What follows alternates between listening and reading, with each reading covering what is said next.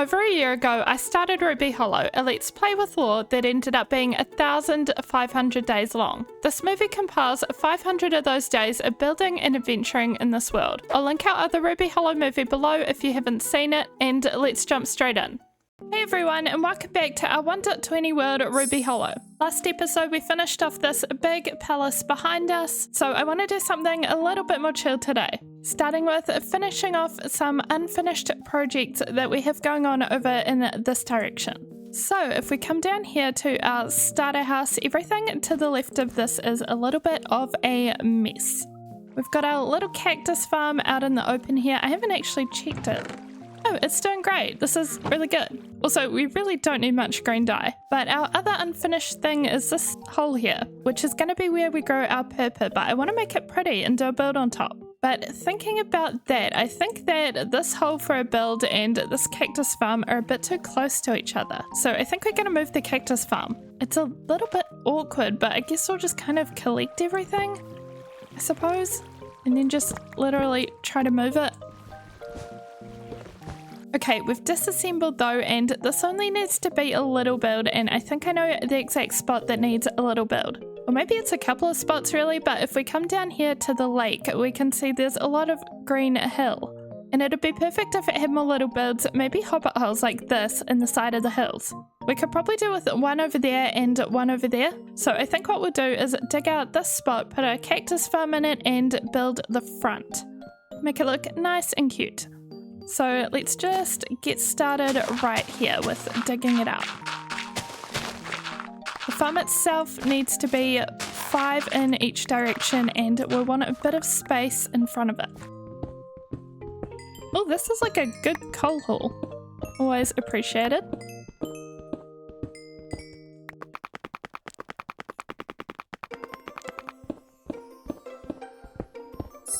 Now we have a hole in the hill and we've moved in the farm, so it should be working. And then we just need to make the area around it a little bit prettier. So I'm going to make a couple of pillars and then fill everything in between with pink. And we'll need some torches lighting up at these bits.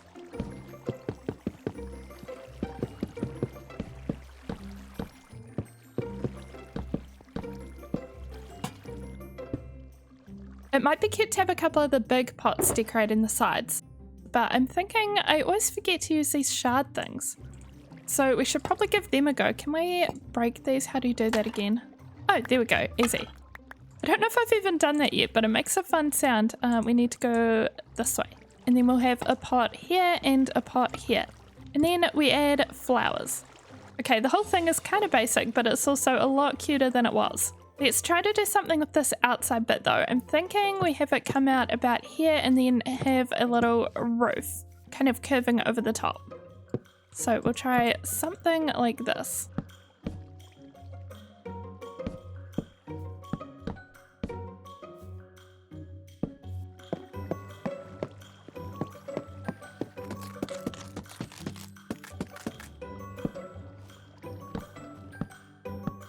And here we are. It's kind of a hobbit hole, but it also kind of has a roof on it. The roof just kind of blends into the hill. But I put a sign on it that says cactus farm, and then of course there is the cactus farm. And a little path going back up to the top, except of course I ran out of concrete powder. There's honestly a lot of paths that end around here, but eventually we'll connect them all up. One day. That day is just not today.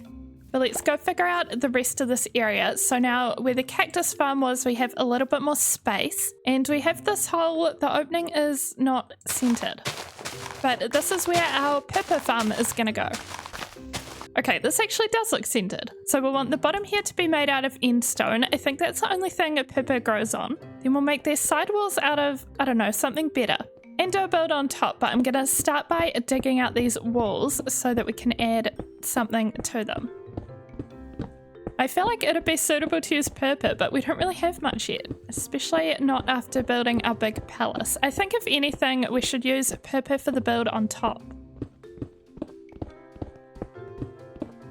Okay, the chorus fruit hole is all dug out, ready to be built in, but just checking on our end supplies. We don't have much end stone. Maybe the best thing would be to just do a quick little trip to the end. We can take all our shulker boxes, mine a bunch of end stone, and maybe get some more chorus fruit. And that way we'll actually definitely have enough end-themed stuff to build with. So I think we'll head off there. Oh, also, while we're at it, somebody mentioned that since we need more bookshelves, we could get them from the stronghold. And I think that is a very good idea. I'm not sure where the library is, but we'll see if we can find it. Wow, I really left a bunch of junk to pick up. Okay, well, we've got the portal room. I can't even remember if we saw a library. What's over here? I feel like we didn't go over here.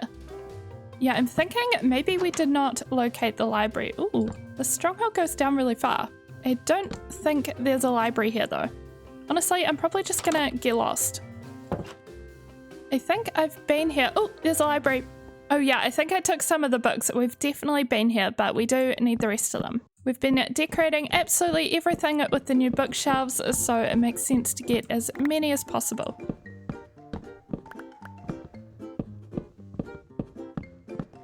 After decimating the library, I jumped through the portal, started collecting endstone, and then went through the gateway and got some more chorus fruit and endstone.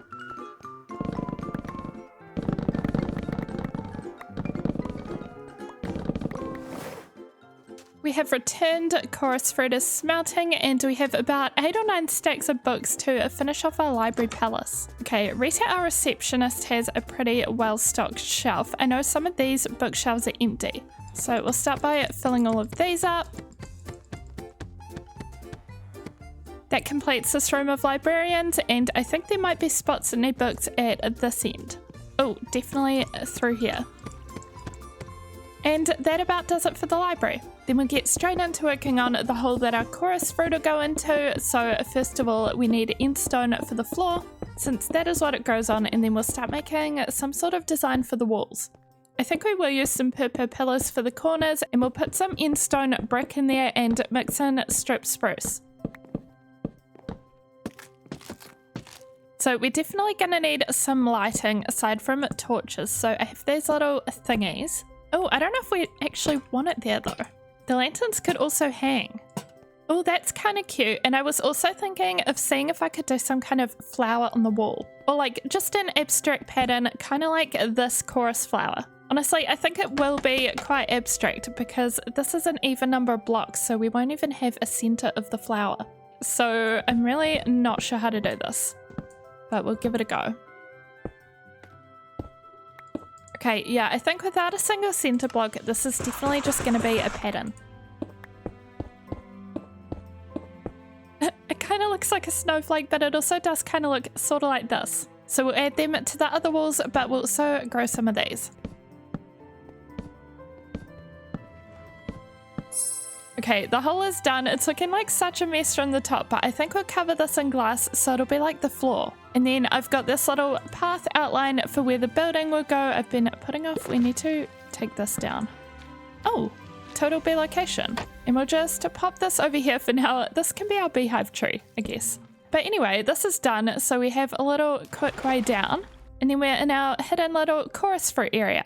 And of course, there's a ladder to go back up, and we'll cover this in trapdoors.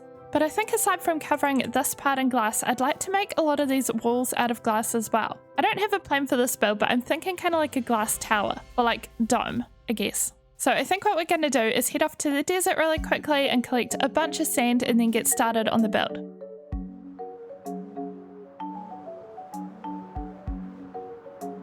I actually ended up digging up sand around this shipwreck so that I could uncover it, but it had nothing but junk in it. One chest was even empty, so I guess it was kind of bugged. And now we're back, we will cover up this hole. Oh, this is cute. Okay, let's start working on the exterior. I guess we'll do a doorway facing kind of inwards to our other builds. So that might go about here, and it'll be a double door because this building is even. So that'll be a challenge, but it's okay.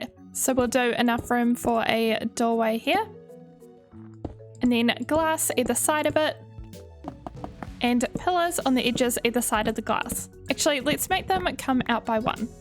So like here. Okay, then we'll do a similar design to this on all 4 sides, and then we just have the diagonals, which I think we'll do calcite.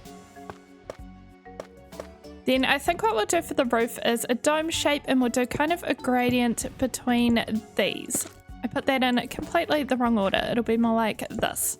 Oh my gosh, I keep hearing these grow. It's such a funny sound. They grow really fast as well, but okay, let's get building.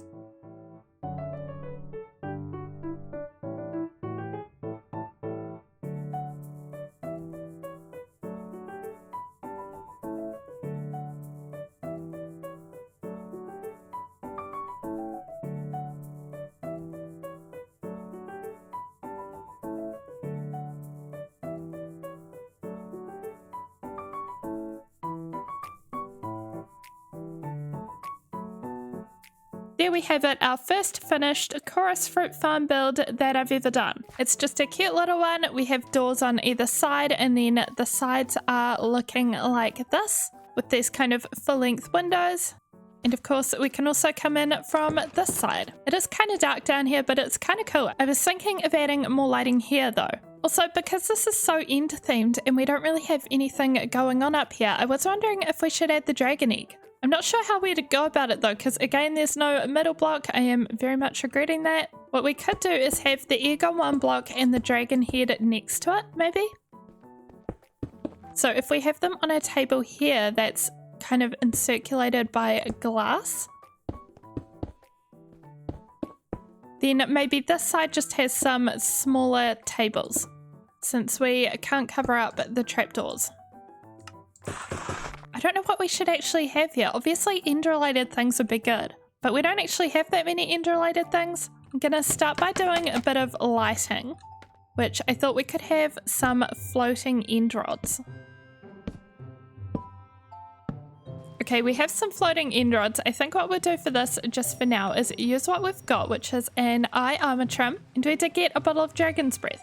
Then for up here, end chests are definitely kind of end-ish. And we'll have a bookshelf which could theoretically contain books all about the end. Lastly, I think we'll hang an amethyst chandelier from the ceiling, and we'll put a sign over here on this. Okay, we have the final details added to this room. We've got the chandelier, we've got these signs, and of course all of our chorus fruit in the floor, but I really like how this has turned out. This whole area is looking a lot nicer than it was, although we still need to deal with these sheep one day and also these cocoa beans. But this will be all for today, so leave a like if you enjoyed it, and I will see you in the next one. Welcome to Ruby Hollow, our 1.20 Let's Play world in the Cherry Grove. We've been working through our to-do list. Last time we made this little chorus fruit farm, and on top of it we've got this little building which is kind of a monument to the end, including the dragon head, the egg, some dragon's breath, and the eye armor template. So if we go up over here, we've got a little to-do notice board, and we should be able to cross something off the list and then see what else we need to do next. Okay, so all the blank signs are things we've already worked through, and we have done the dragon egg display now. So that can go back. Then we're left with work towards beacon and creeper farm. I think we've got both of these in the bag for today. I've been trading with a lot of villagers to get a full ruby beacon, which is basically emeralds, except they're red like a ruby, and I think we might have enough blocks for it, and we have the wither star. But then I want to do the creeper farm kind of in the side of one of our mountains here, so we'll need to dig some of that out, maybe somewhere over here. So it'd be good to have a beacon for that so that we can dig it really fast. Okay, let's have a look. We have nether star, and we have a bunch of blocks. Then we just need 3 obsidian and 5 glass. I think we're lacking in the obsidian department. We only have crying obsidian. That's a little bit annoying. I guess we can find a pool of lava somewhere though. Oh, got it. There's heaps over here.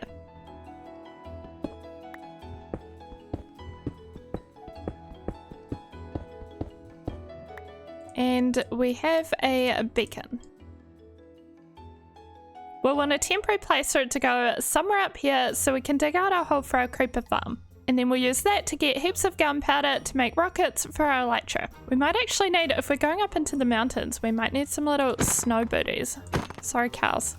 I do apologize. And we will make them pink because, of course.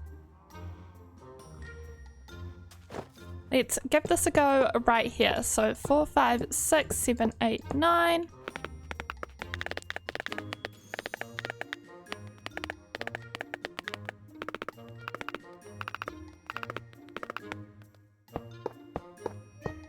We have just enough with 4 to spare. Okay. We did it!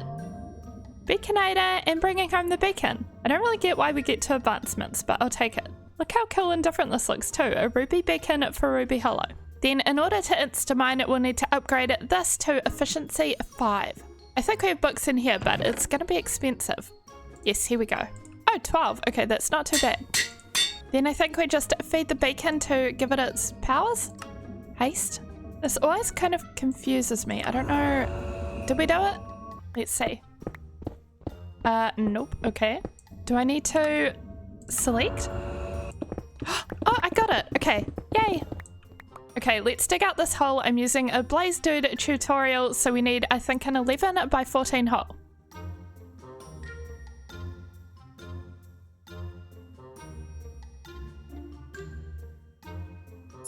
And this is the hole for the creepers to spawn in. It's actually surprisingly small. We definitely did not need to set up a beacon. I'm hoping this farm still works well, even though it's quite small though. It is an AFK one, so hopefully it'll just be running all the time. But let's grab some trapdoors and start placing them on the top.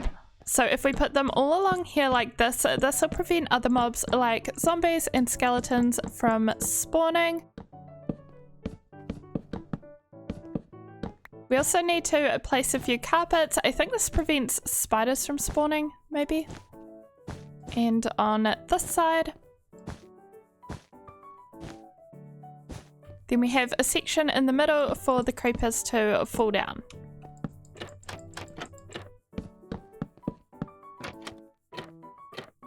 So now we have this hole for them to fall into and water, which brings them to here. I've dug out this little area for a collection system. We'll put campfires here. That way they will automatically burn, and then maybe we'll replace some of these blocks just with stone brick, since that's what we've got on us.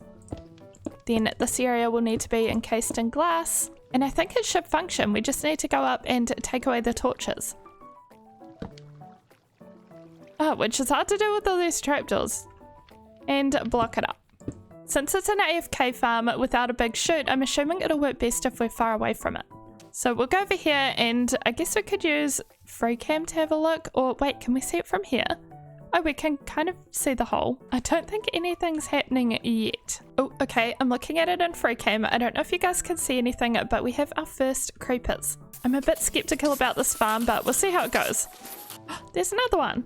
Okay, we have 5 gunpowder so far. Wait, we were supposed to have cats in the farm. Oh, I forgot about that. I mean, it still works either way, but I think that would help with the efficiency. We could go get cats, but I'm going to start with decorating this room, and we'll just see how we go with drop rates. We're actually probably too close to get anything, but we'll see. To go with the creeper theme, I collected some green and lime green concrete for the walls. But let's start with the floor because everything is currently floating. So we'll pop this in around the edges. And then I was wanting to do some kind of bamboo pattern. I don't know exactly what. Or we could go like that. Yeah, I think we'll do sideways logs. Then we'll get this stuff out. I did get some black concrete as well in case we wanted to do a little artwork of a creeper face. But I don't think we'll actually have much room, so I'm thinking stripes.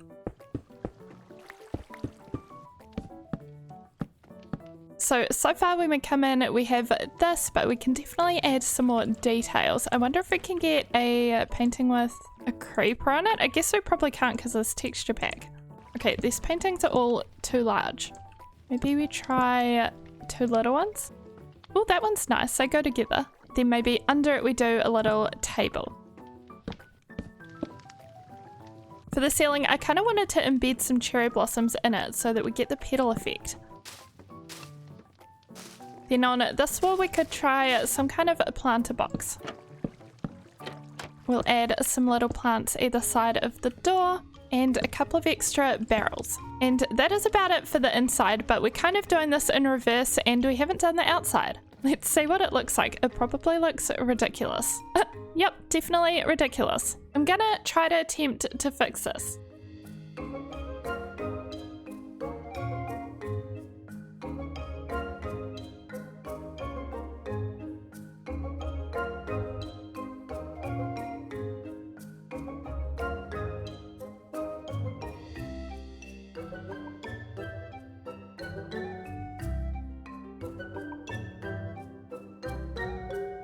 And here we have it. This is how it's looking. I did a little staircase design going up from the bottom, and then we have our entrance to the creeper farm and a random little tower.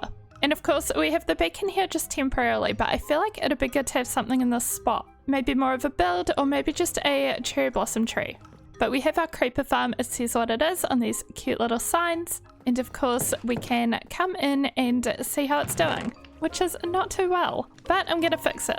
The first thing I've done to try to fix it is make a top layer, which I still have torches in, so it's not actually functioning yet, but when it is, it should make the farm double as good.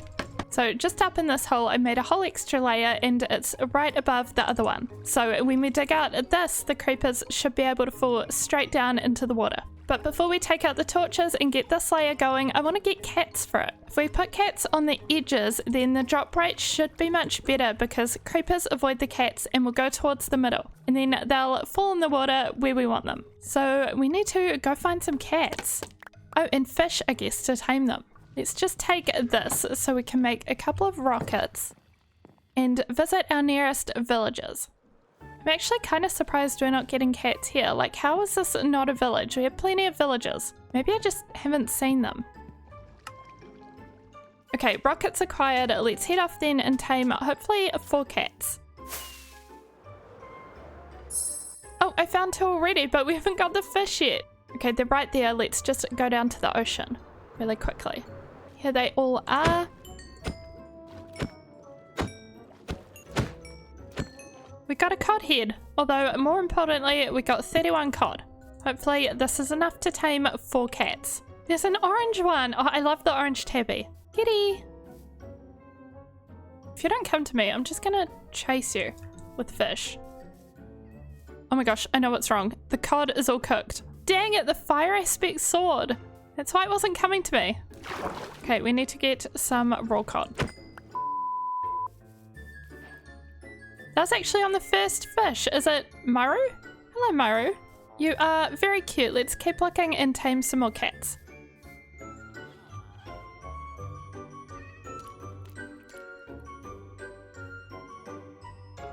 Okay, we've got the cats. Hopefully this goes well. So this is the bottom floor. Maru, you can go here. And we'll push you over to the side. And then, what's your name? Tibbs. Their names are so cute. You can go over here. Then we'll have the final 2 on the top layer. And we can get this top level working. And that is the creeper farm done. But while that hopefully does its thing, I think we should move the beacon to a more permanent spot. I don't really want it to be up in the mountains where we can't get its effect as much, but there's space over by the greenhouse, so I was thinking over there. So let's just grab this. Makes kind of sad beacon noises. I do have some little decorations for it. I still kind of want it to look like a beacon, but also kind of decorated. Because I think the ruby beacon looks cool. I don't want to hide it completely. But I thought we could maybe embed it into the landscape a little bit more so it doesn't stand out like a sore thumb. Because beacons are kind of weird looking.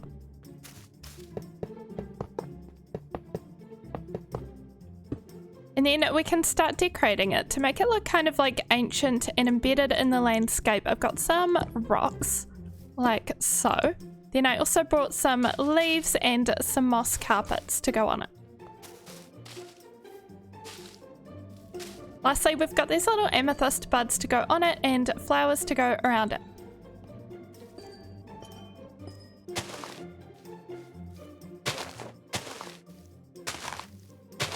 And there we have it, our earthy little overgrown beacon. Let's also see what it looks like from up above. Oh yeah, I like that. It's definitely like it's embedded into the ground a little bit. And of course, when we expand Ruby Hollow some more, this path will have to go around it to get to more buildings, and hopefully it'll just be like a cool central feature. But with that done, we can tick off the 2 things that were left on our notice board, which is very cool. So a creeper farm and work towards beacon. We are done. But of course, I still have some fun projects in mind that we can do next time, but that'll be all for today. So thank you for watching, and I will see you in the next one. Welcome to Ruby Hollow, our Let's Play in the 1.20 Cherry Grove. Recently, we've been focusing on a few little practical things we need, like a beacon and rockets, so we made a creeper farm hidden in the mountain. We also created our big palace library full of librarian villages. But today, I want to focus on some aesthetic issues that we have in our mountains over here.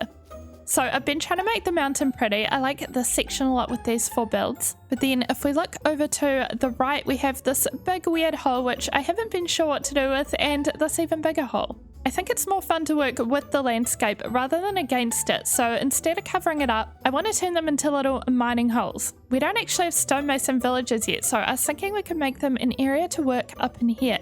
And then this hole is actually kind of our own strip mine. We've got a little hole down there. So we could decorate this a little more like a cool mine entrance, maybe a cool cave. Let's start with up here though. This is some interesting terrain. But maybe if we made big pillars that look like it's kind of reinforcing it and as though somebody's digging it all out. So I've got a lot of regular supplies like wood that we might need for that, but I was also wanting dripstone to kind of decorate the top with. And I don't know exactly where dripstone caves are, but I think they're somewhere nearby. So I thought that we could just kind of have a fly around and have a look. There might even be some over here somewhere. Wait, what is this hole? It's a creeper hole, okay. I don't think there's dripstone right here, but maybe we're too high up or something. Maybe up over here a little further. This area is really cool. It's like a giant basin. Wait, is that a dripstone cave? Oh, is it just granite? Is this hole any more accessible? Hello? Skelly. Oh, I found just a fully exposed piece. Do you guys see that? Maybe beyond this there will be more. I'm not really after the block, but it could be good. Oh, here's something. It's very dark. This is like the tiniest cave. Can I get in somehow? No. Okay.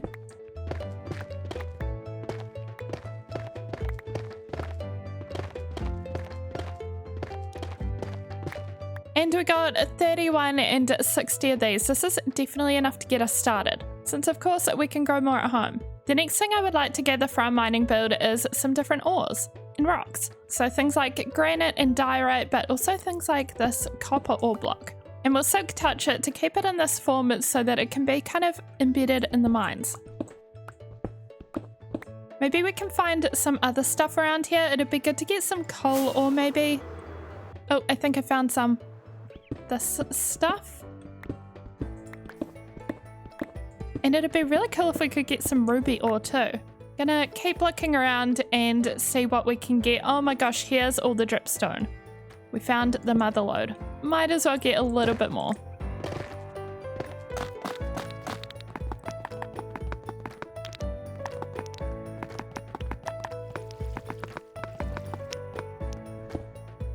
And after collecting more ores and stones, I went down my strip mine and collected more amethyst.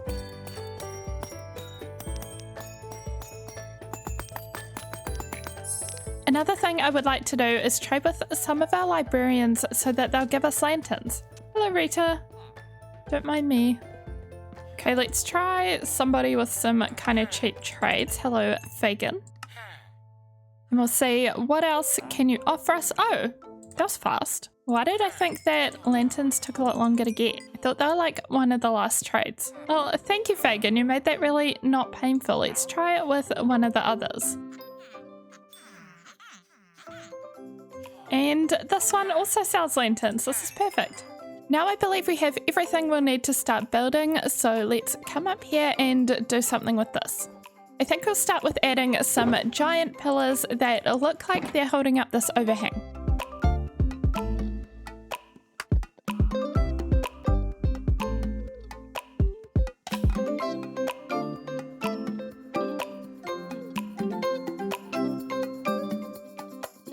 So now this roof being held up, it looks like it makes a lot more sense, which is nice. And the next thing I want to do is put in a floor, kind of a platform in here. So we might have it start from maybe around this level, which means digging out a bunch of snow.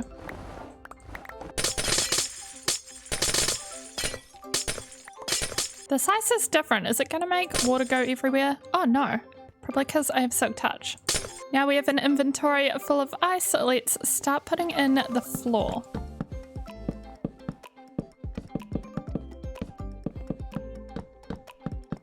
Now we have a floor and we also have some pillars holding it up and a staircase going up and down. So with this in now, I think we can kind of start decorating. We want to change out some of these walls so that they're not all stone, but they still look kind of miney. So I'm thinking we just keep a lot of the stone but texture them. And for that, our main blocks can be stone, brick and cobble. We've also got this coal. I think we'll just leave the coal here because it looks kind of good for a mine. And maybe we'll add in a couple of the other ores that we collected earlier. So now we have all of the walls in. I also dug out this little back room here.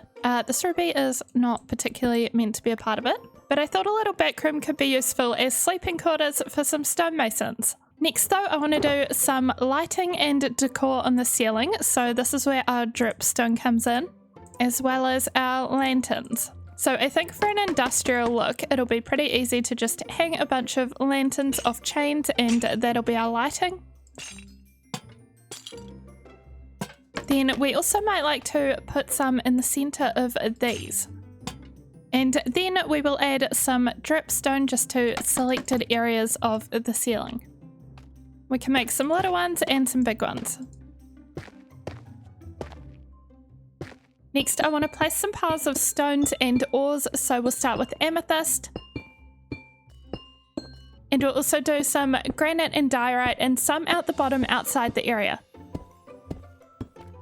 Then I want to add some decorations like rails and minecarts.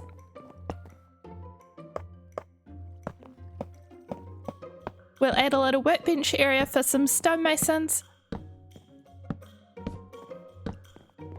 And I want to put in the floor and walls for this little back room and decorate that.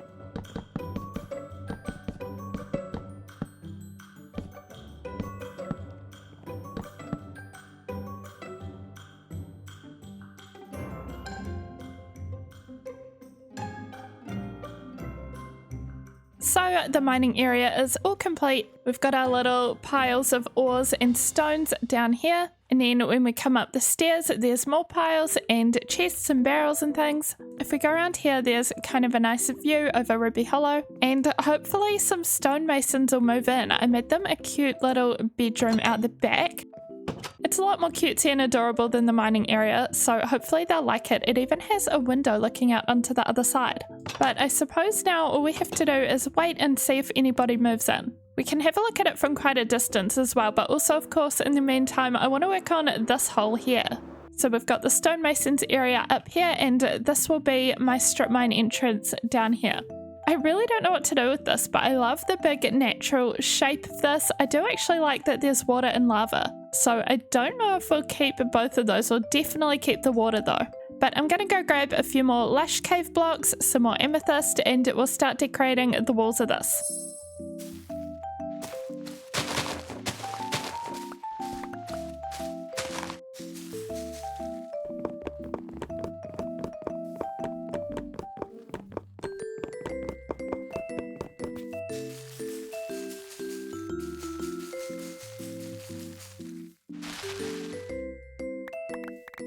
I started the build with a feature I knew I wanted, which is a little window for the Allays who live in the hill.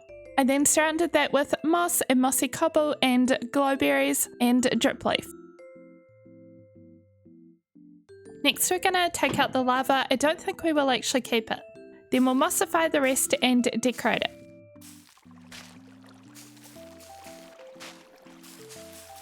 Next I decided that I wanted to build an amethyst geode into this wall.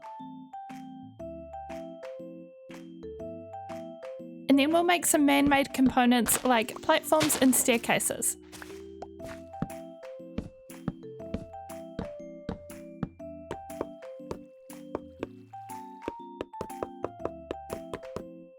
Okay, we're like one step away from being done, but let me show you what I've been doing. So first of all, I connected a path up to here so we can go straight down into the mine.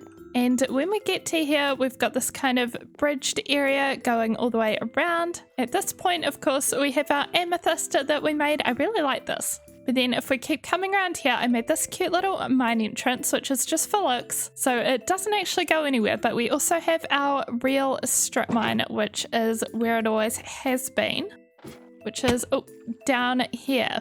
Then, of course, that brings us to this side of the hole. We've got our platform. We've got our little Allay window. They don't seem to be visible right now. Oh, there's one. There's a little bit of pink. Very cute. But yeah, that is our mining hole, and there's one unfinished area to it. Over here, I made this thing. This is supposed to be a bridge for a minecart to go back and forth. So it's kind of transporting ores, except we're basically out of gold for the powered rails. I feel like it'd be so cool though to have a minecart going back and forth just for a little bit of movement. So I think we should go to the mesa. This is so much faster doing trips like this now that we can fly. And after arriving, we have found a ravine, so we will collect some gold.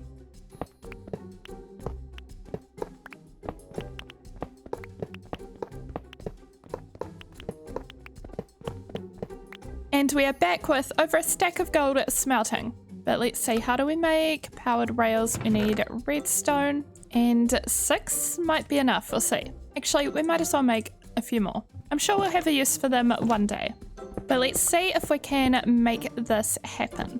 I never really know what I'm doing with rails, so that's always a fun time. But if we pop this in here, that should power it. Is this it? Is this going to be good enough? Did I do it? Oh, it's not coming back. Does it have to be powered at the end? Look, we did it! Goes back and forth, and it's at a good pace as well. That was a good finishing touch. This whole thing is very cute. Okay, but with that all done, I wonder if any stonemasons have moved into our other mining area. Let's go take a look and see. There's 2 of you. Hello, sirs or ma'ams. Lovely to meet you. What do you sell? Ooh, I'll buy some bricks. And now, oh, you buy stone. Oh, that's a good deal. I think I heard some more sounds as well, though. Oh, hello. That is so cool. I wonder if I can level them up anymore. I'll go get some stone. And we have pink glazed terracotta. I use that quite a lot. That is actually very lucky for me. These guys are no doubt going to be very useful, but I think that'll be all for today. We made quite a lot of progress, so thank you so much for watching, and I will see you in the next one. Welcome to my 1.20 Let's Play in the Cherry Grove. We've played over 1,000 days in this world, but after all that time, I just noticed something very new here. I noticed it while building this, so it is somewhere up in these mountains. Oh, I think I see it. Hello? There's a goat! Hello? I think either I'm blind or this guy is just newly spawned, because I have never seen him before. But because he's living in our area, I'd like to make him a home, or more specifically, I feel like it'd be really fun to breed some screaming goats. Screaming goats look just like regular goats, except they make really funny screaming noises, and I think there's a 2% chance of breeding them, I believe. I wonder if you spawned with any friends though, because of course we do need at least 2 goats to breed. There's a lot of horses down there. I'm not seeing any goat friends. It's a little bit brutal, but maybe they'll have a higher chance of spawning. Oh my gosh. Just missing it. That was embarrassing. But maybe they'll have a higher chance of spawning if there's less other animals around. I don't know why so many farm animals seem to be spawning or climbing it to the top of the mountain. It's very odd. I am not killing the horses though. That is definitely where we draw the line. There's actually heaps of horses down in Blossom Valley too, like down here somewhere, so we might make them a home one day as well. Maybe for now we could, okay, try to protect you, I was gonna say, but you need to just stand still. Ow! Oh. Okay. You eat wheat, right? Yes.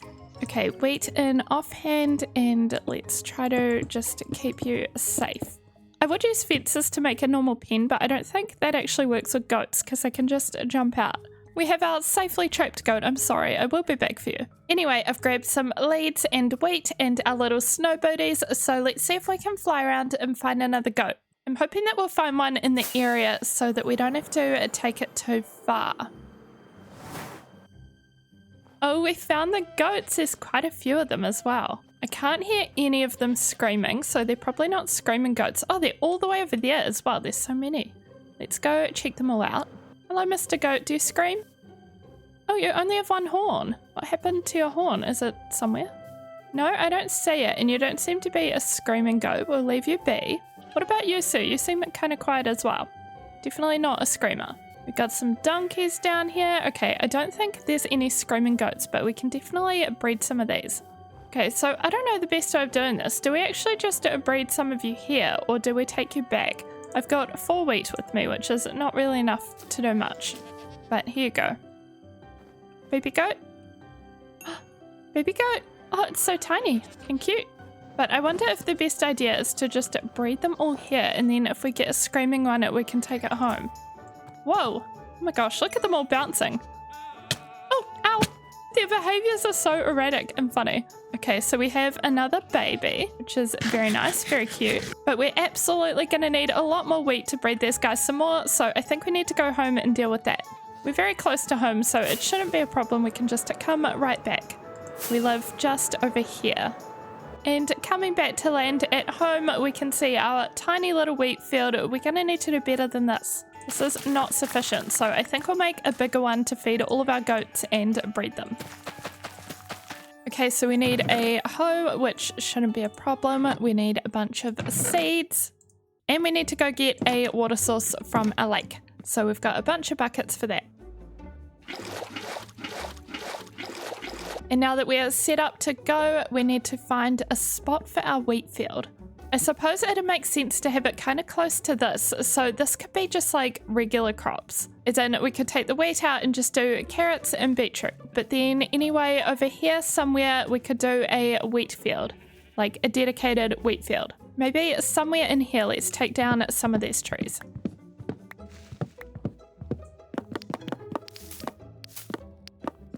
I think we'll do something like this, where it's like a fenced-in square shape, but we have this space over here now. Ignoring the sheep, they will have to go at some point. But if we finish clearing out all of these flowers, we can start to hoe the land.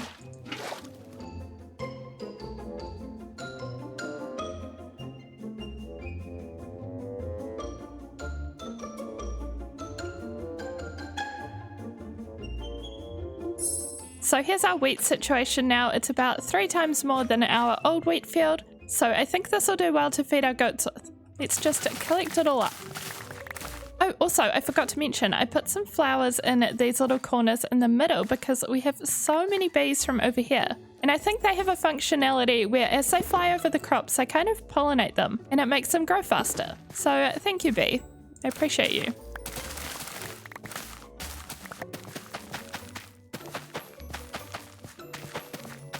Now we have over 4 stacks of wheat, which should be plenty, and we have some unwanted visitors, so I think now is a great time to go.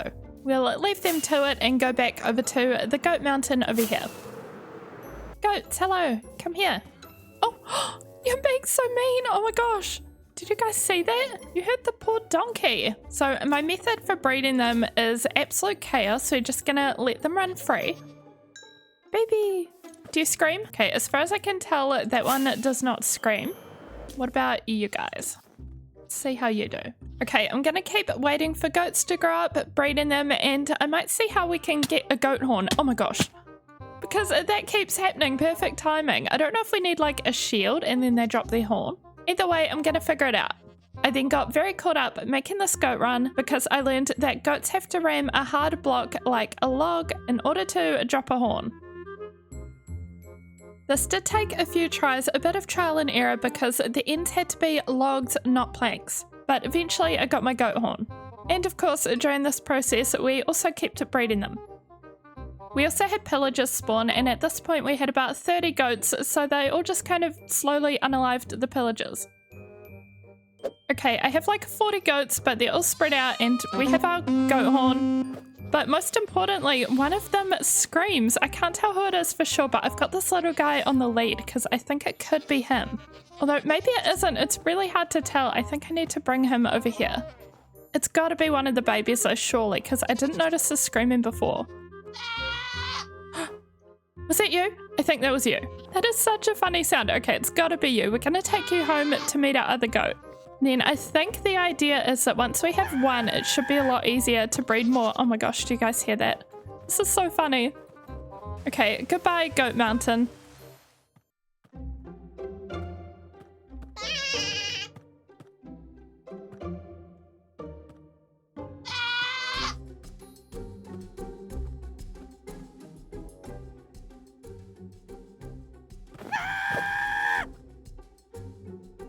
I have put the screaming baby in our creeper farm room for now, and I'll get this original goat that we have on our hills. Maybe we can get you to grow up just a little faster. Okay, we're out of wheat. Oh wait, I just went to bed and it must have grown up in that time. I wonder if they'll breed a screaming one. Okay, I don't know if this one screams. We'll leave them to it for now though. And while they do their thing in the creeper farm, we need to build them an actual enclosure. They can jump 8 blocks high, so I'm thinking rather than a regular enclosure, we build them a barn or a house. That way it'll have a roof over it so they can't get out.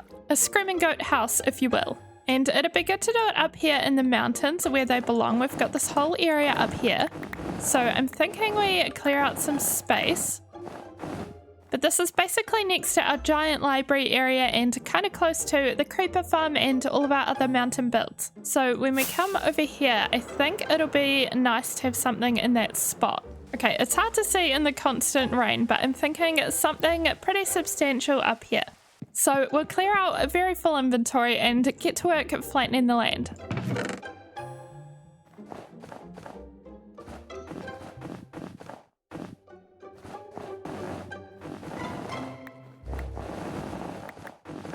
Then we're going to get straight into topping up some building supplies.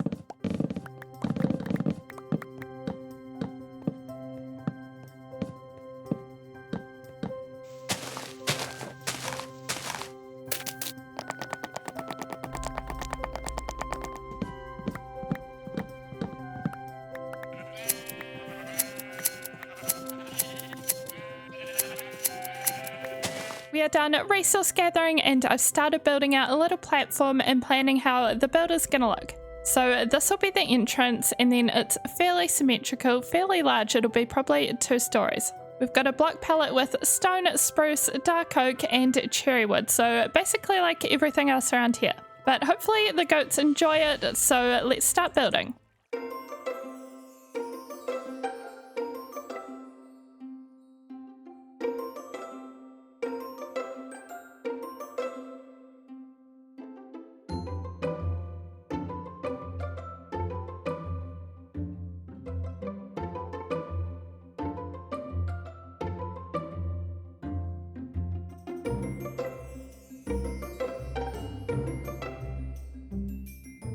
And here we have the finished goat house. I can't get a very good view from here. We'll do a little fly. So it's quite big actually. This is how it's looking from the front.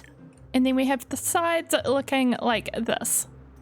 I haven't finished the inside yet, but we will do that now. It's going to be kind of just like a barn for them. And I know they like the snow and the mountains, so I want to make it a little bit hilly and snowy. So we'll put some more little hilly bits over on this side. Then we have a water trough for them, and they eat wheat, so we've got some of these. Oh, we've got ice as well. Should we do like a little icy bit? Okay, there we go. It's kind of like an enclosure, but indoors. The other area I wanted to decorate was kind of this bit next to the goat house and the creeper farm, because I feel like when we go far away, it kind of just looks like a bit of a gap, and we could put maybe a cherry blossom tree in the gap. Like right there, and have some moss and flowers. But while we do that, I also want to breed the goats again because we still only have 1 screaming goat, so I'd like a couple of them. We'll just get our wheat. And should we have some name tags for the original too? I feel like that could be good. They're kind of like the mum and dad goats, so they can be Billy and Chèvre, which is from Animal Crossing. I mean, I think it's also just French for goat. Okay, Billy, you are the screaming goat, and Chèvre. And while their baby grows up, let's finish our decorating. First we'll add some moss and then a tree and some flowers. Okay, we've made such a mess here, but let's see how this tree looks. Oh yeah, I think that'll be perfect. We'll pop some tulips in as well as some of these. Ignoring all the snowballs, but I think this fills this little space well. Then we're just gonna go back to goat breeding. A few moments later. One of these little ones definitely screams. Which one of you is it? Is it you? I think it's you. Let's isolate you and see. If you come up here, hopefully, yeah, I think both of these two scream. Into your new home. One at a time. Okay, now that we have two screamers that we can breed with, all of our goats can be screaming, but I also don't want to abandon Chevra. She is our original non-screaming goat. So you can be the one non-screamer in the pen. Your family are going to drive you nuts. I'm sorry. And we did it. I'm going to continue breeding the screaming population, and I will be back once I've done that. Breeding update. As you can see, there's a few little goat faces poking through the trapdoors. It literally sounds like this is a house where everybody is being murdered, but I promise that is not the case. Can I come in?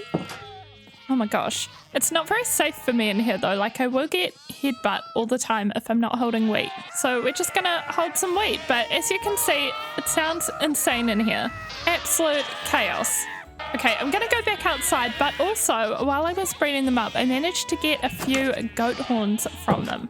And they're different from the one we already had, which was the pillager one. This time we have 4 admires, a dream one, and I also picked up a yearn randomly. I don't know what happened, but they weren't even going for me with that one. Let's try them out though. So this is admire. Well, that was a noise. Then we have dream. Kind of airy and not actually that dreamlike. And we have yearn. Ooh. Okay. But with that, we have fully achieved our goal here. We have our screaming goat house for no particular reason, but it was a lot of fun. So thank you so much for watching, and I will see you in the next one. Hey everyone, and welcome to Ruby Hollow, my 1.20 Let's Play series in the Cherry Grove. We've been building up this beautiful little forest and mountains town, but there's something that I want to get that will make our life a lot easier. So something I've been using a lot in this place is these wait, what are they called? Redstone lamps. We've got them in quite a few of our buildings. There's some over there, and we've been using them for these lamppost designs. But to make them, we need glowstone, which has been not renewable and has required a lot of trips to the nether. I'm hoping that one final trip will be enough to get all we need for it, because I want to get a cleric. I'm pretty sure clerics sell glowstone. So in Ruby Hollow, villagers move in of their own accord, but if we... Oh, this is not where I thought I was going. Hello. We're very close up. Whoa, that just got even worse. Okay, but if we build a house suitable for a cleric, then the idea is that hopefully one will just wander by and move in. So that is what we're gonna do. I was thinking of doing it somewhere over here. Maybe we'll plug this hole and build it right here. We'll just do a nice little cabin, and they use brewing stands, so we'll do a kind of brewing potion themed build. Okay, but before we do any of that, I am going to want to use the glowstone for the windows and the build, so we need to go off to the nether one last time. Let's go get our gold booties. The other thing I want to do while I'm there is see if we can find some magmas. Because, okay, how much magma stuff do we currently have? There's none in here. I swear there's some somewhere. I just don't know where. But this magma cream is used to make fire res potions, which I know I will want eventually, such as when it comes to getting netherite. So we are off on a nether mission for glowstone and magma cream. Also, one last thing before we leave, I would like fire prot on one of these, please. That doesn't give us either. Maybe if we just try... Nope. The helmet can give us fire protection 1. It's like better than nothing, but not great. Do we have golden boots in here too, but they're not helpful. I guess we'll just go for this. Oh, and now the boots are saying they'll give us fire prot 4, but we don't have enough levels. We're just gonna use the helmet. Wait, we probably have a fire prot villager. Oh my gosh, after all that effort. I don't actually remember if we do, but it seems likely. I did not want to spend that long enchanting those, so let's just go to the nether. And I just watched some hoglins spawn in the distance as we speak, so we will want the mushroom. But let's go off in this direction and have a fly around and see what we can get. I'm struggling to find a place to land. There's so many mobs. Let's try to get rid of this ghast. Okay, you're going too far away now. Well, why is there so much quartz right here? This isn't even what we're here for, but I've never seen this much quartz in my life.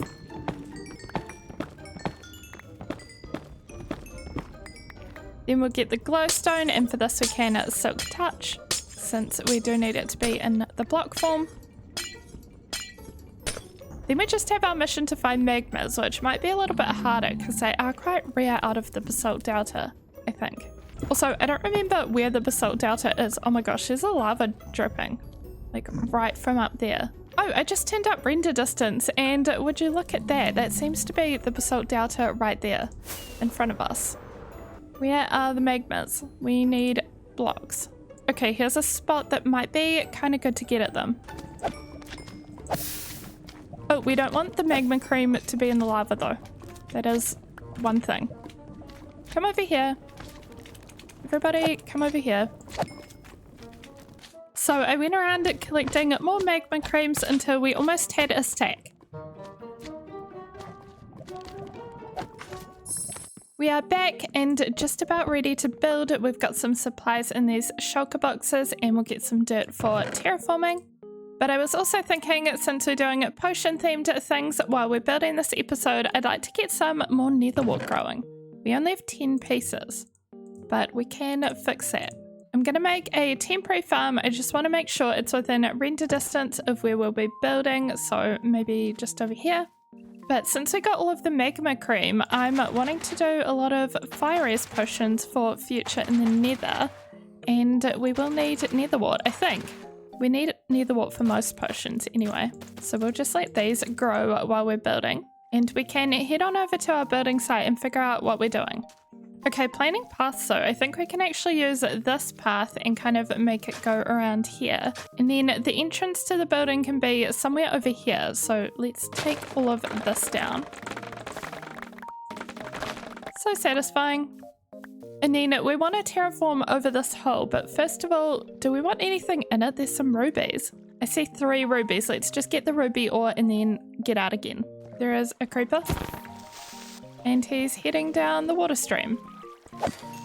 Anyway, grabbing this ruby ore. Oh no, we used our fortune pick. I don't even know if fortune works on rubies. It probably doesn't. I think we only got 1. Okay, correct pickaxe.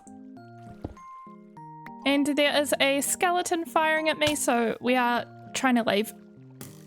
He can just get stuck in the hole when we fill it in. And this should be the perfect space so we can have our entrance here. So let's put down our stuff somewhere to get started.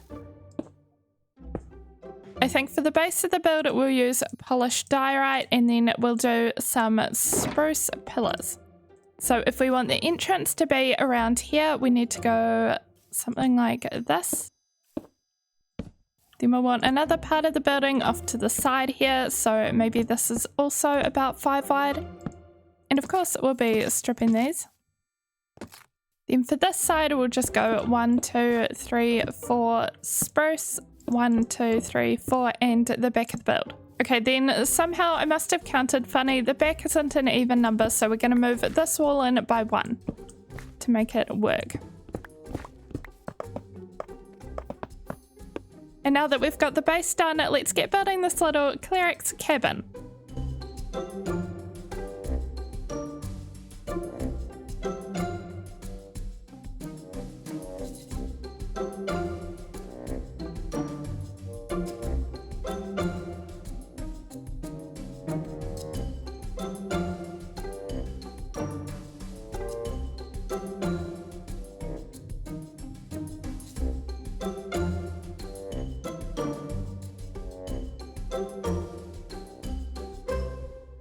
Okay, we have a couple of little exterior details still to do, but here is the house so far. So this is the front, and then also we can come around to the side and the back. And that will probably link up with a path coming around here eventually. But I wanted to have a little side or back garden of netherwort, maybe right around here, so we need to go get the netherwort.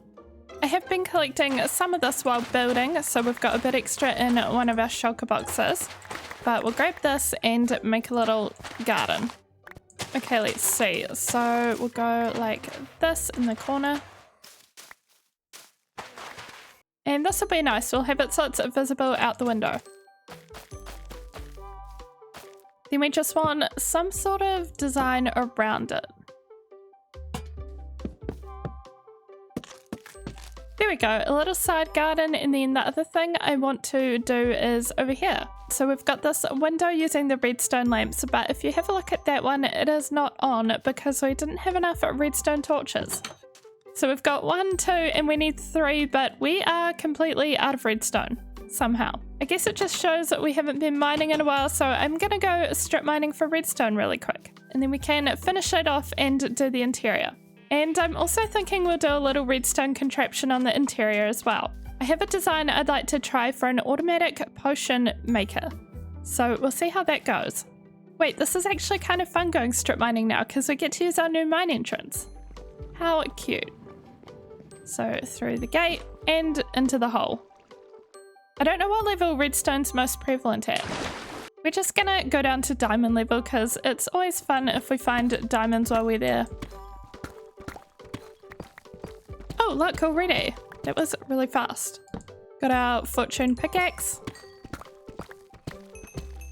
And we continue.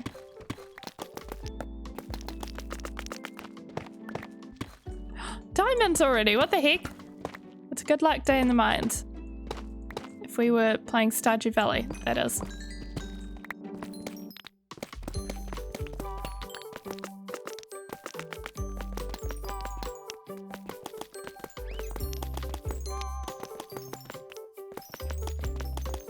That was honestly such a lucky haul. We got diamonds around every corner. We have 39 with fortune, of course, and over 3 stacks of redstone, and some iron to smelt and lapis. But we'll pop this stuff away and see if we can get this automatic potion brewer happening.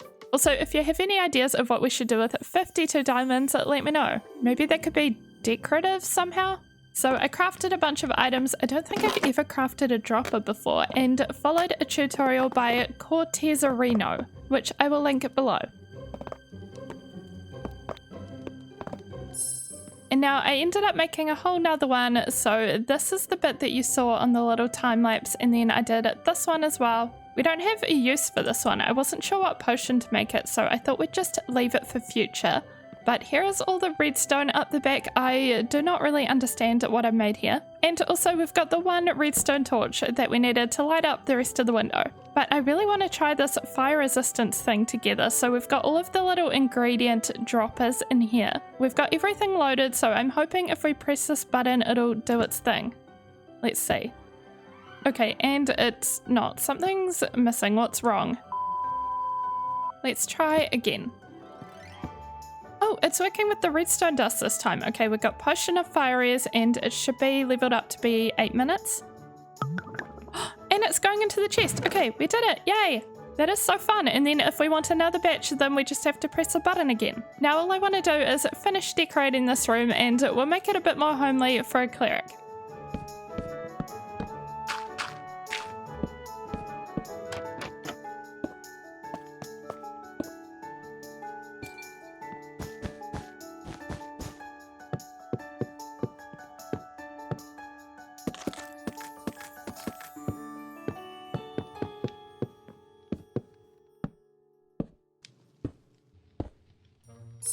Hello, I was just flying around at random and ended up in here.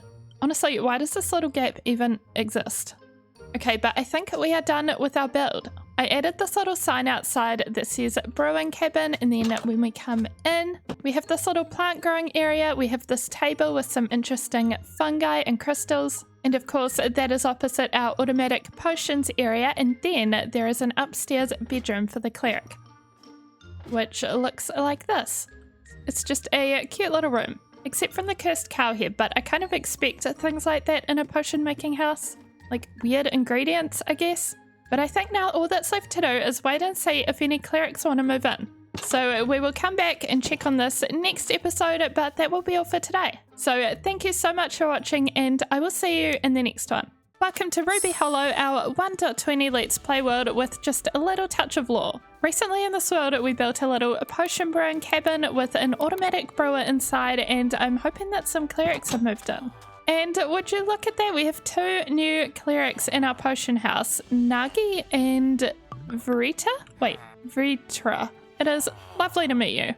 And the whole purpose of this was so that we could buy a glowstone off of them for some of our future building projects. Let's get you leveled up too, because I really like to use glowstone in this world for these windows. So we finally have a nice renewable source. But for today's project, I've had this in mind for a really long time, ever since basically setting up our nether portal, which is down on this island here. So we've got this funky little lake with these cliff sides, and we have our island in the middle with our little nether portal. It's nice and far away from our main base, just to keep it all separate in case anything comes through, but it's very awkward to get up and down, especially getting up when we don't have our elytra if we want to wear a chest plate in the nether. So we come out of the portal, usually it's very awkward, it's night, and we have to swim along here and then scale the cliff. I've even got this ugly little area of cobblestone for that purpose. So what I want is some kind of cutesy fairy cool docks at the island, and then we could grab a boat and row it into a cave. And of course we'll make it a very pretty magical cave. Then we'll have water elevators coming up from the cave to the top of the hill and straight into a safe house where we can sleep. Then maybe we could even add to it by building a ship or some other decorations, but first of all I want to go find some lush caves, because I know I'm going to want spore blossoms for this project and we don't have any. So let's do that. There's a ton of azalea trees somewhere in the desert over here.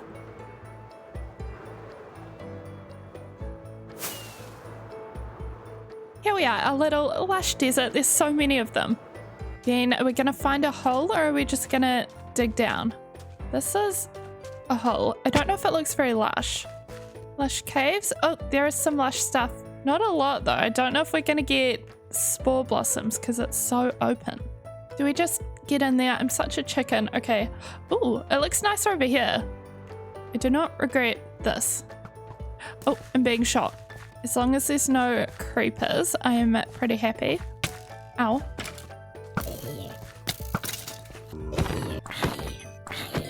Now that the hordes of zombies are gone for a moment, do we have any spore blossoms? Oh, there's one right over there. I want more than one though, ideally. Gotta look where you're going. Oh, this is a different one, right? Yeah, there's 2.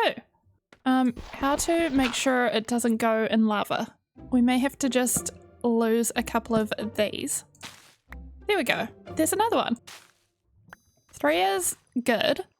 It's definitely progress. Oh, there's 3 more over here, although 2 of them are above this. Gotcha. This will be a plenty.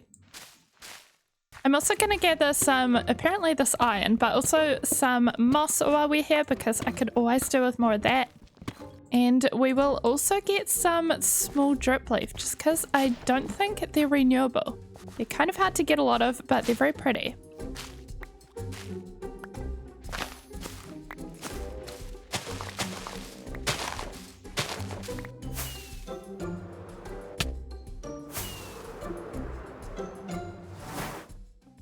And we made it home safe and sound. I'm just gonna break all of these ores that for some reason I decided to silk touch in the cave. But it is always good to replenish our iron and coal.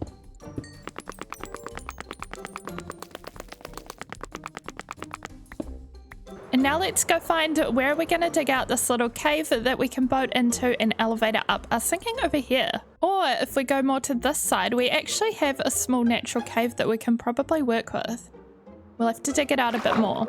I haven't really had a good look in here. Ooh, it looks like, is there just a big drop? I'm hearing mobs. The mobs might be, are they above us? This could be a good little basis for it though. We can just sort of block off whatever all this is down here. And as for the opening, it's kind of cool, but it'd be nice if it was a bit bigger. It looks very hidden from this kind of angle. So we'll just chop that out a little bit more. I feel like this is a better entrance shape, but we'll definitely have to mossify it and make it look a lot cuter. We also need to help the water out a bit because it's getting a bit flowy. Oops. We'll also want to dig out these bits around it. We don't need ugly coal. But next we're going to expand this beyond where the water ends, so we'll need some stone to block off the big cave. So we'll grab a bunch of that and finish off the general shape and depth.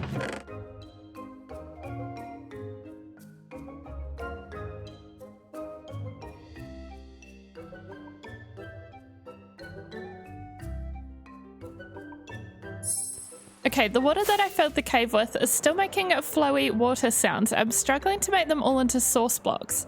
So we are off to the ocean. Is this just a giant river? Oh my gosh, why is there a trident guy? Can I have your trident? Ow, please. And no trident, even with looting. That's sad. He did give us his nautilus shell. Okay, but how is this not an ocean? This must be ocean. Is there kelp? I see it over there. This will also be helpful when we get to making our water elevators.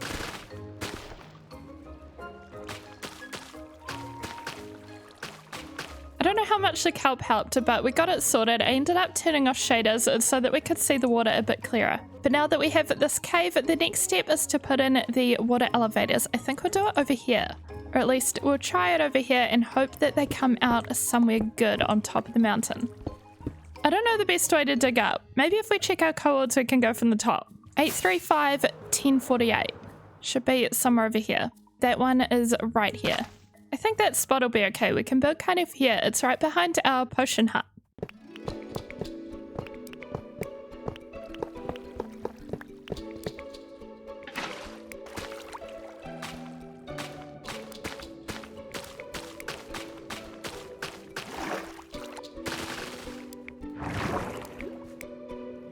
Now we have a working elevator up and we've got a drop down. I know you can do the drop with magma. That's what we have for our skeleton farm, but honestly, dropping down into water is faster. So we are just gonna do this. But I'm also sick of bobbing around in the water, so I think next we're just gonna make the docks.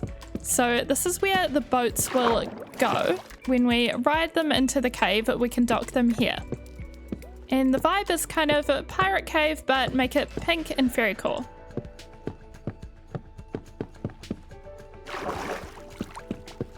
What we could try to do is 2 separate little areas to dock 2 boats with, or 3 even.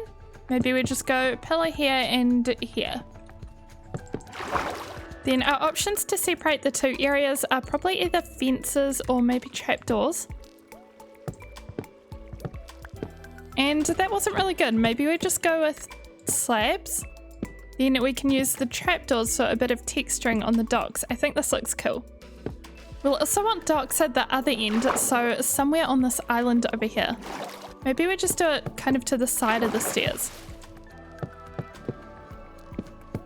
So now coming down from our portal, we have this little dock. So this is like the fishing area, and then we have a kind of cargo transportation area. So coming out of the nether, we can come through here, get on a boat and go to the cave. Also, if we go into free cam for a moment, I decided to mossify the sides a little and grow another cherry tree just to make this island look a little bit more lush. I think it's cute. But now let's hop in our new boat and go over and decorate the cave.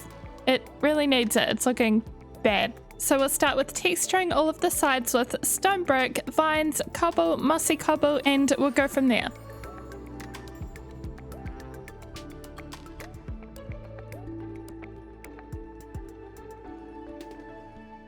I want to try adding some of this small drip leaf. Can it go on stone? No, it can't.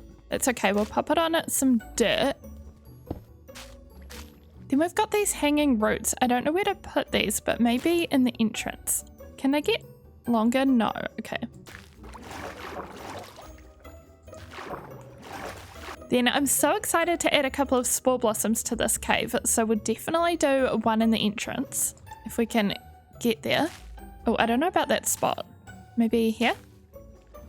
That's nice and visible. Also, because this cave is cavey and damp, I thought that maybe some fungus or mushrooms would be growing. So I wanted to add these little bits of mushroom into the sides. I think they add some color as well, and a bit of magic.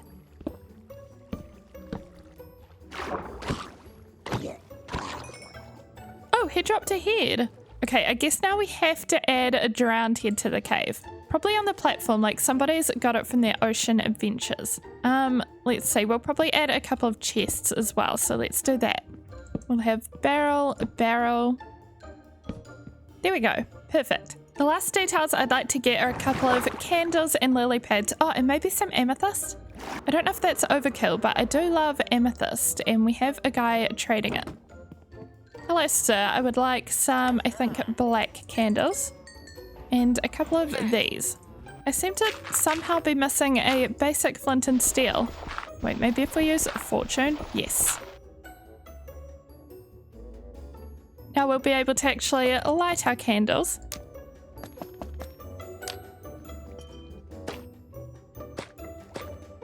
And that about does it for this cave. We definitely need to give this a snip.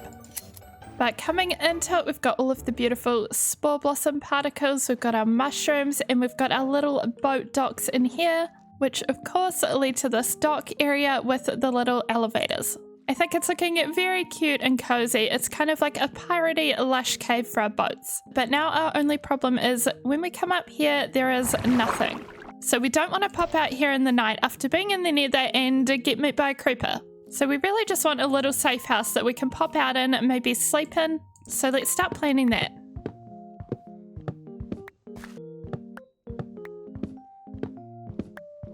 Okay, we've chopped down those trees. We'll also need to fill in this little cave here and do a bit of terraforming.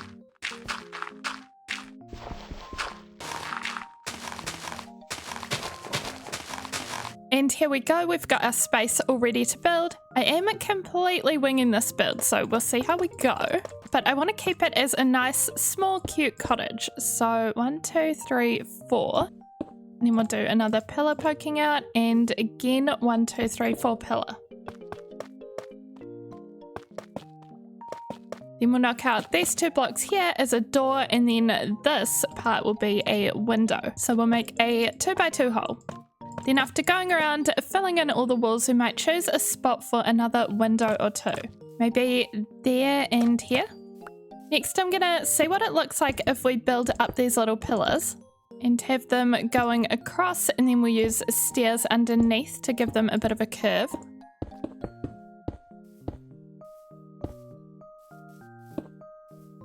Okay, so far this is very monochromatic, but I promise we'll make it cutesy with little pink details. We'll probably do pink front doors, some little flowery bits.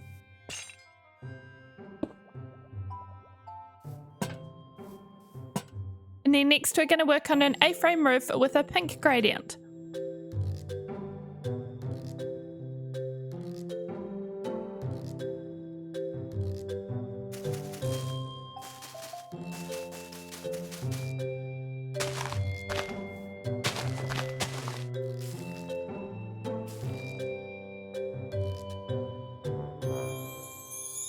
And our little safe house is done. It's just this cute little cottage on the outside. We've got a little lean-to with some storage barrels on this side. And if we go in, it's just kind of got some of the basic necessities. So we have our lifts up and down. I learned the hard way that we really do need a trapdoor here, because I was coming up this way and ended up just kind of bouncing straight over and back down. So we have that, and then because we're using this to go in and out of the nether, I thought it might be useful to have our little end chest and also one of these teal mushrooms to remind us to take one into the nether with us to protect us from the hoglins, of course. And then of course we have basic necessities like a crafting table, a bit of storage and a bed. It's simple, but I think it does the trick. So now the kind of full convenience of the situation is sorted. We come out of the nether portal, maybe it's night, and then we come down to our docks. We hop in our boat and sail over to the cave. Then we can dock our boat and, oops, that was a lily pad. Okay, we'll just put that way off to the side then. And then instead of having to climb the mountain, we just hop straight in here and pop out at the top.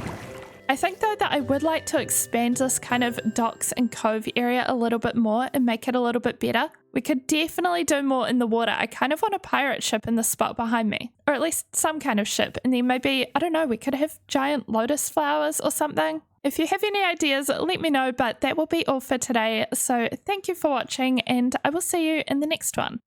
We're starting to work on this area near our base where there's an island in the middle of a big valley. So we are currently on the island. We built these docks and it is surrounded by cliffs and our base is over there. You can kind of see where the beacon is. If we hop in a boat as well, we have a little cave over here, but I want to work on some more stuff around this area. And if we come into the cave, wait, who are you?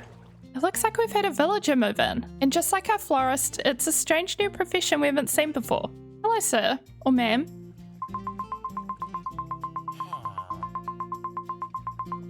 Of course I don't mind. Welcome to Ruby Hollow.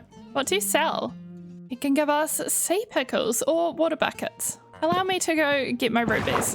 One moment. It's so cool that we have a diver living here now.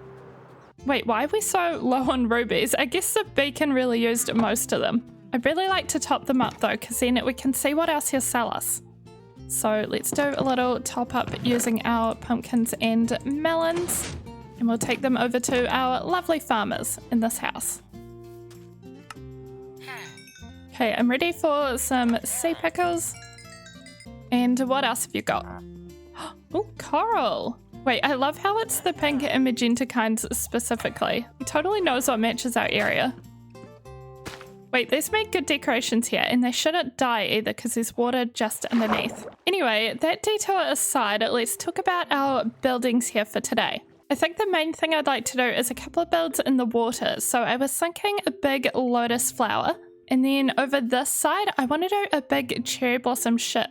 Cherry blossom as in, I want to use cherry blossom petals for the sails. It may not make sense, but I think it'll be a cute fantasy ship. Let's do a quick little supply gathering though. I think, yeah, we have plenty of spruce, which is good because the base of the boat is mostly going to be spruce. But we also want cherry wood, which we will need some more of, and jungle wood, which we might need some more of. Let's start with the furthest out. We'll go to the jungle biome. Look at the sunset, it's so pretty. But also danger, we are going to sleep. We'll get a few vines while we're here since we have vine growth turned off. So we're always running out of those and they're good to texture pretty much everything with. Honestly, they become a way better block to use when you do have vine growth off, I've found. Because they don't go everywhere. But then of course, other than that, hello birdie, we need to get the trees.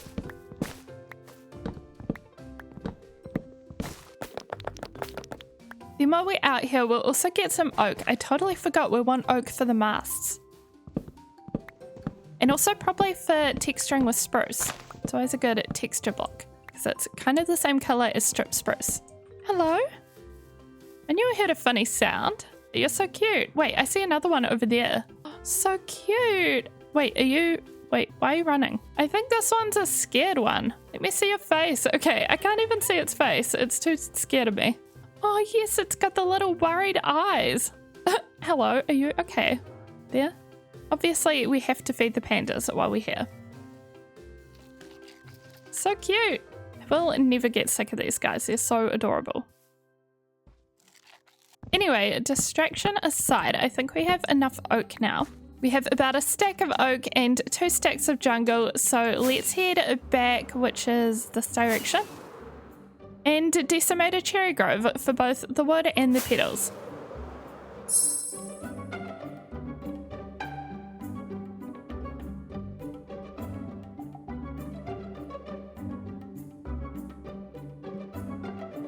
And that is everything we need, so let's go build a ship.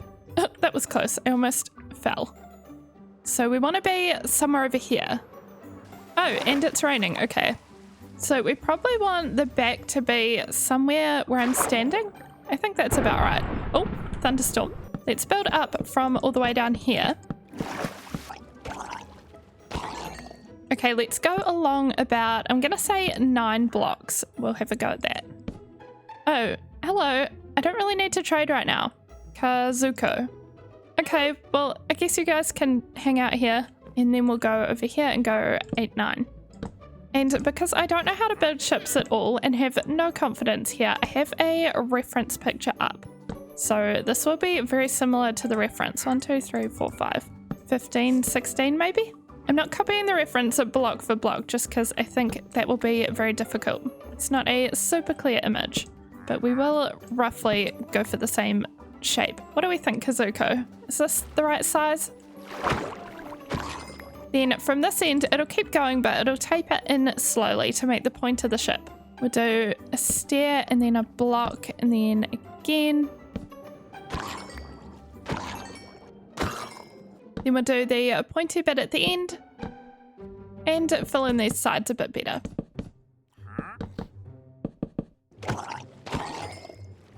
And we have the shape of a ship. It's very spruce heavy at the moment though. We definitely need to texture it. I also need to fill in the kind of top level of the floor. So it'll go along like this.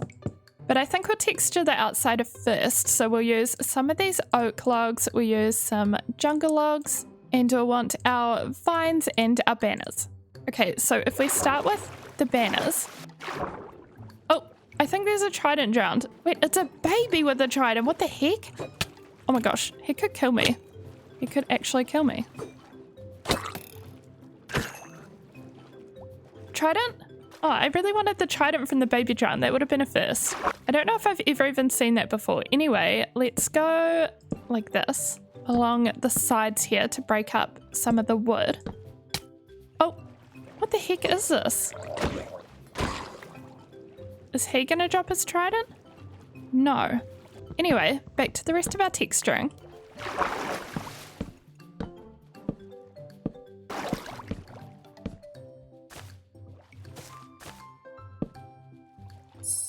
Ta-da! So ignoring my shulker boxes and crafting table, I think we have a nice textured base now. It's not looking too sprucey anymore, and I've also filled in all of this. So we've got the little back bit up here and then the main area of the ship. And this way down is very temporary, but we also have this underneath part. And there's even some little porthole windows. So now we just need to get out all of our pink cherry leaves and start working on the masts.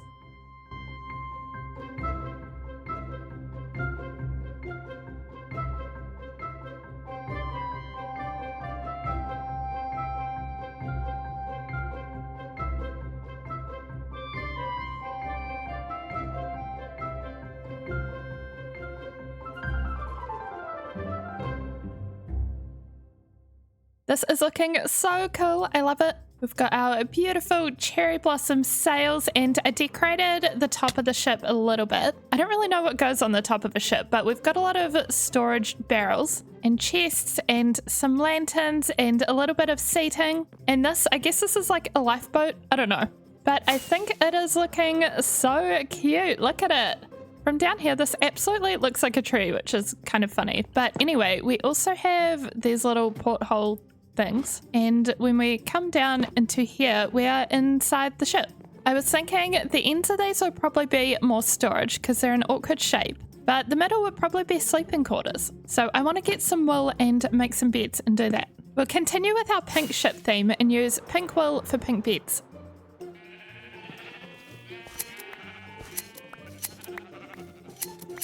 Hold on, I kind of want to try magenta as well, which we can do with this. Magenta dye and magenta wool.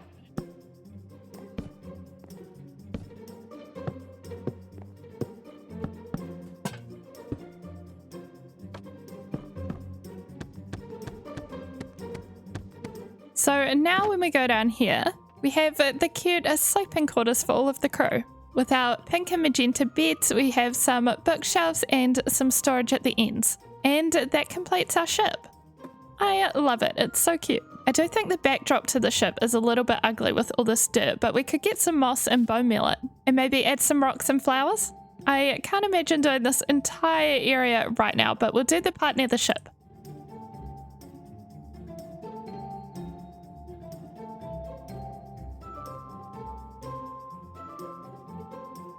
Okay, this is looking a lot better with the moss, and we've got a lot of rocks as well as these tall flowers. And of course the cool thing about moss is it plants itself, like these little azaleas. So that is a nice little touch. This backdrop to the ship, it does look a lot better now. And I would say that this is like a quarter of the entire area, so we could probably get to the whole thing at some point if we just chip away at it. But right now I want to go over this side and see if we can make a big lotus flower. So we'll definitely need to get some pink blocks, so we'll see what we've got. Should we try for pink concrete as our main block? I do like it. It is very nice and bright. We'll just have to match some other blocks to it. We've got pink glazed terracotta, pink regular terracotta, or we could go magenta terracotta. I kind of like these two together. Okay, we'll make some more pink concrete and see how we go.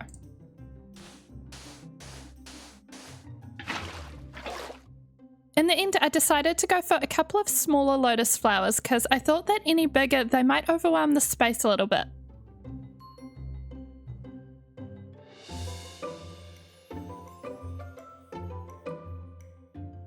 So in total now we have 1, 2, 3 big lotus flowers, and I also made all these little small ones using trapdoors and coral. This area is looking a lot cuter though for us to come downtown near the portal. We've got lots of decorations and practical things, like our boats to ride off to the side and our water elevators going up to the top. But while coming back and forth to our nether portal and the cave, we now have pretty things to look at, like the ship and the big flowers. And with that accomplished, I think that will be all for today. So thank you so much for watching, and I will see you in the next one. Ever since 1.20 came out, I've wanted to make a pottery museum. And now 1.21 is almost out, so we should probably get on that. I'm not sure how difficult this will be, but I was hoping to collect every type of sherd. So let's start by going to our storage and seeing which ones we already have. We kept them upstairs somewhere. Ah, here we go. I think there's 11 unique ones here, which is quite a few. Okay, let's just look up how many more we need. A few moments later. And it turns out we still need 9 more. I've compiled this little list, so we've highlighted the ones that we have, and then the rest of them we still need to get. So why don't we start by trying to collect all of those, and then we can build our museum. We're probably going to need a lot of brushes for this. How do you make them again? I know it's copper. Well, let's smelt some more of that up. And then is it, oh, it's a feather and a stick. Feather and sticks. Oh, they each take up a slot. Okay, we'll bring them in a shulker box. And I think that's about it. Let's go brushy brushy. There are 4 main areas we need to visit. One is the desert, then there's warm ocean, cold ocean, and trail ruins.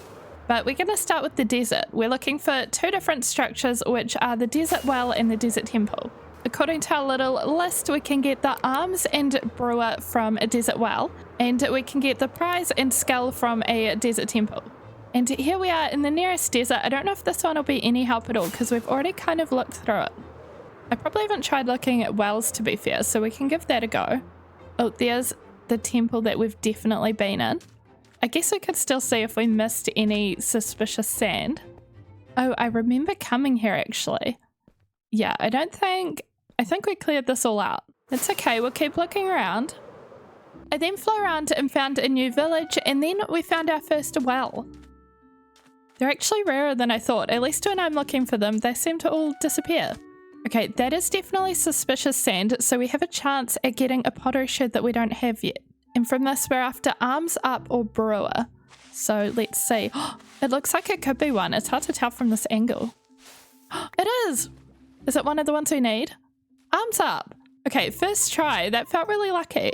I don't know if these have more than one sus sand in them. This is not. Oh, there is down there. This one.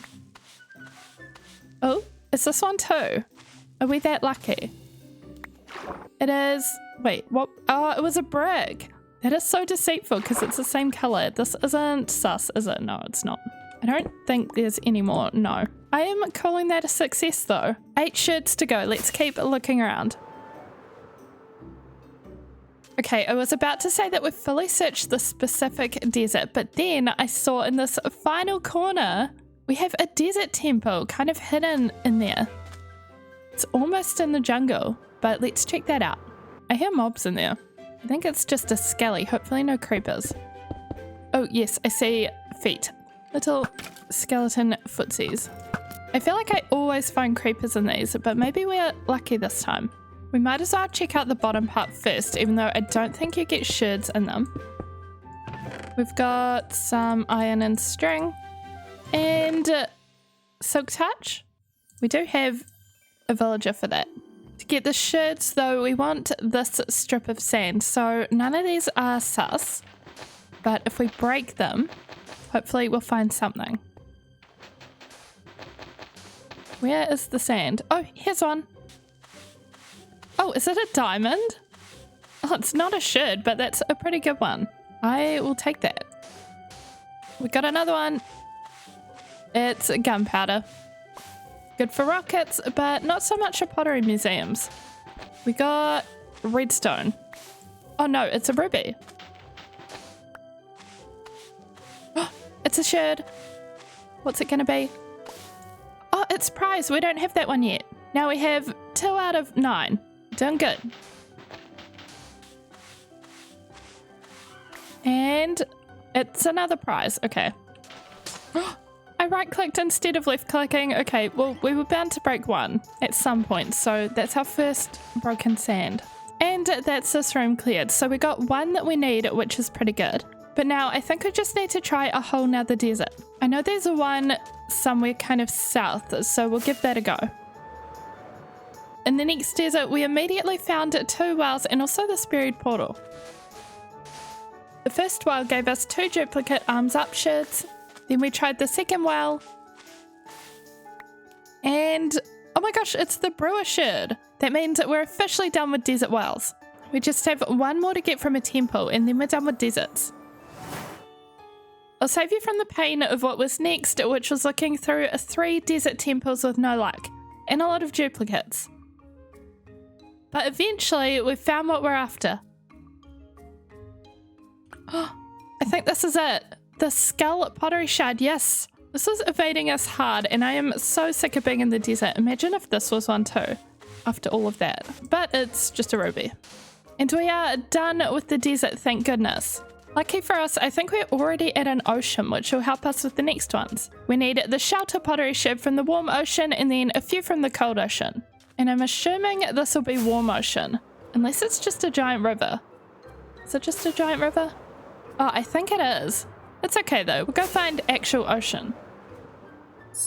And we've found a cold ocean and we've found our first ocean ruins to have a look in. I'm actually a little bit scared. I just made a shield because it's one of those triple ruins. And it looks like there's a lot of drowned down there and there might be a trident guy. So we kind of have to get rid of these guys in order to search the ruins in peace. Oh, there's so many.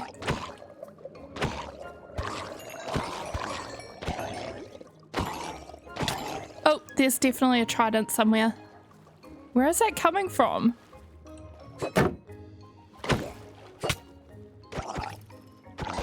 There we go. We didn't get his trident, did we? We never seem to get them, no. And here's our first sus gravel. It's gonna give us a wooden hoe. Lovely. Is this one? No.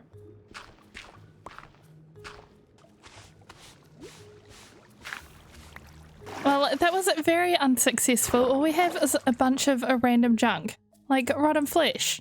We'll keep boating around though and find some more. Next we visited a couple more ruins and got a lot more junk before getting the Morna and plenty sherds.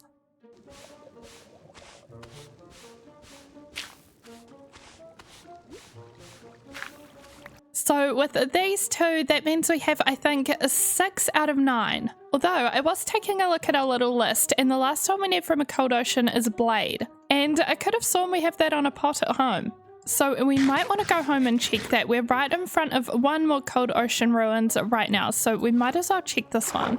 But if we don't find it here, we can move on to the warm ocean. Oh, there's one right in front of us. And it's a ruby. Another wooden hoe. Oh, it's a sherd.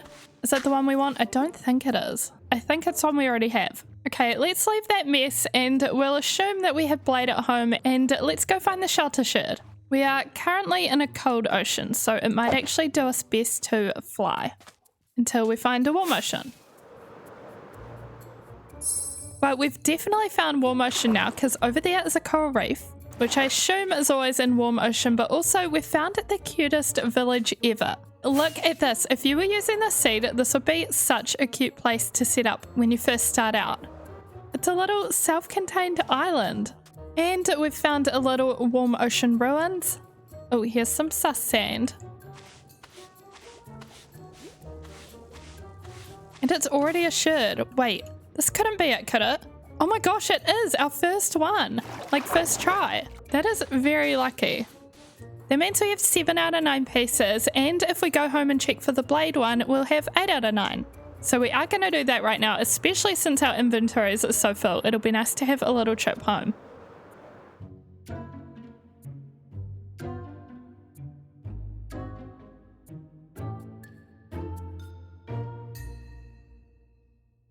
Okay, so if my memory serves me correctly, we got the blade shed in our very first episode, and we put it on a pot so it's likely to be around our starter house.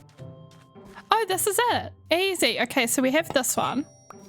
Oh, wait. How do we... Hold on. Do we have to use a tool? Yes. And then it gives us all the pieces back. We can also recreate that pot. We'll just use some of our duplicates. So maybe we go minor and arms up. There. That one is so cute. I love how happy it looks. Now we just have one more sherd left to collect, and funnily enough, it's actually my favorite. Out of every sherd, we're somehow missing the one I wanted the most, and that is the heart. It's found in the trail ruins, but I think first we'll have a little building break, and we'll make our museum. I kind of want to expand this area over here. It's definitely going to pale in comparison with our big palace here, but that's okay. So maybe if we take down some of these trees. Oh, why did I expect that to all come down in one hit? I'm too used to playing better Minecraft. I love that feature though, where you hit one log and the whole tree comes down. It is the best.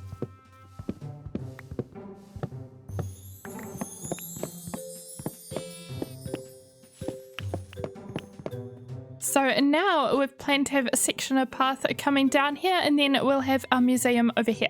And we've got all the supplies ready, so let's start planning it out.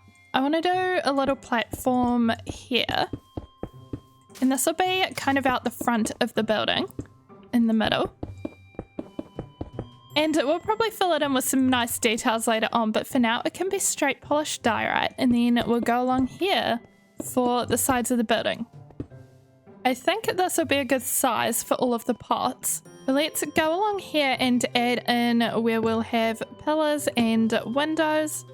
And we'll strip all of these. So I'm picturing 3 wide windows aligning most of this. And this doesn't look like much yet, but I think we'll jump straight into building. I want this middle part to kind of have an A-frame roof, and then the side bits to be mostly flat. So let's get building that.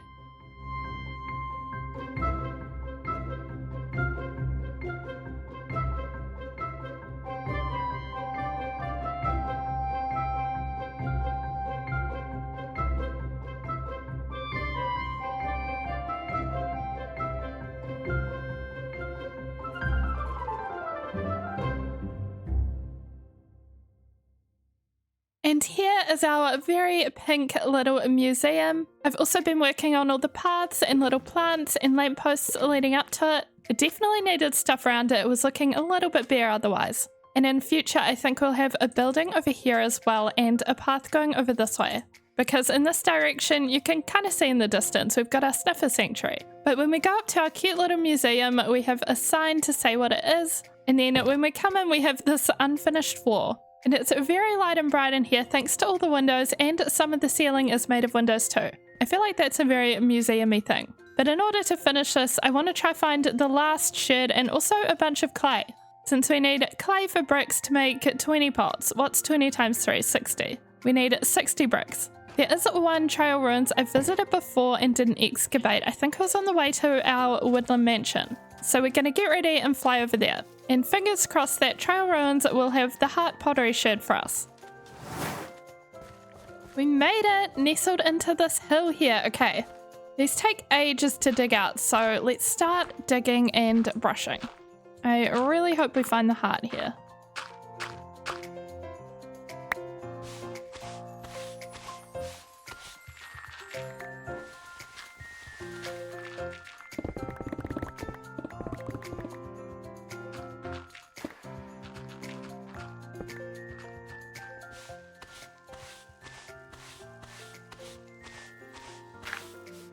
We finally did it! We got the heart sherd!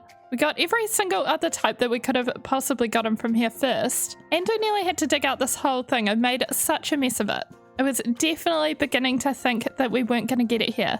But we did. But while we're here, I was thinking of grabbing these mud bricks. Just in case we want to use them for the floor of our museum. I'm not sure if we do, but there's no harm. Then once we've got a bit of this, all we need is to go find some clay for bricks. Okay, let's find the exit and get out of here. Where is the exit? Oh, here we go. I made it hard for us to find. Oh gosh. Oh no. We'll grab our clay. Our shovel's about to break, so we won't overdo it.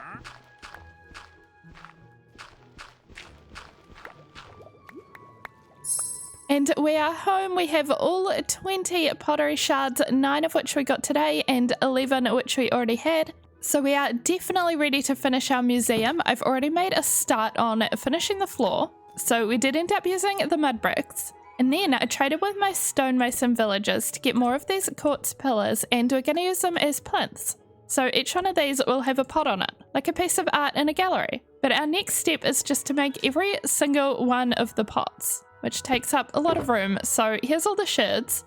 Let's start with a few of these.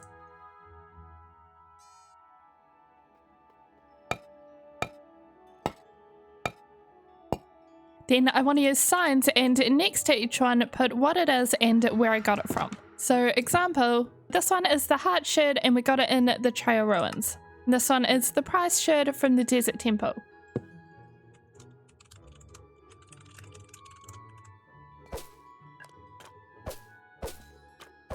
Now all that's left to do is decorate the rest of the room, so I'm gonna do that now. And ta-da! Here we have it. Let's have a little look around. So from the front, when we enter the pottery museum, we've got these 2 different sides with all 20 pots. Each one is labelled with what it is and where we got it from. And as a little bonus, the museum includes other artifacts from along our journey. So we found things like this music disc and this candle in the trail ruins, and also these candles and these pots. But look at our collection. We've got the wolf, we've got the sniffer, the chest, the tree. I like this one, although I don't really get what it is. It looks kind of alien to me. We've got the brewer, then of course all the ones along this side of the room as well. The creeper is really cute. And some more artifacts we found, like this armor trim. But that is it today for our little pot museum, at least until the update comes out. I don't know if there's actually going to be more shards. But if there are, we'll definitely have to find a spot to add them in. But that will be all for today, so thank you so much for watching, and I will see you in the next one. Ever since we began this Minecraft world over a real life year ago and well over 1,000 in-game days, we've had a couple of horses that just kind of roam around our area. Case in point, there's one right there. These guys have been here since day one, and they basically live with us in Ruby Hollow, except we haven't actually given them anywhere to live. They've just been completely ignored. It's kind of sad. But today I want to change that and build the horses of Ruby Hollow an epic ranch with a stables, a barn, and an outdoor area. Excuse me. We can even get some more horses for them to be friends with, but let's start by planning out where we should put this horse ranch. So we have, this area is not very suitable for it. I don't think they want to live in snowy mountains. Oh my gosh, there's 2 more horses up here. I didn't even notice those ones, but if we come over here, this is more the outskirts of Ruby Hollow. And we have our sniffer sanctuary over here. So I was thinking maybe between these buildings and the sniffer sanctuary would be a good spot. I feel like farmland type things like this should definitely go on the outskirts, but I've built this path leading down this way. And it can branch off here to go to the sniffer sanctuary, and here I guess to go to the horse stables. So let's start clearing the area for that.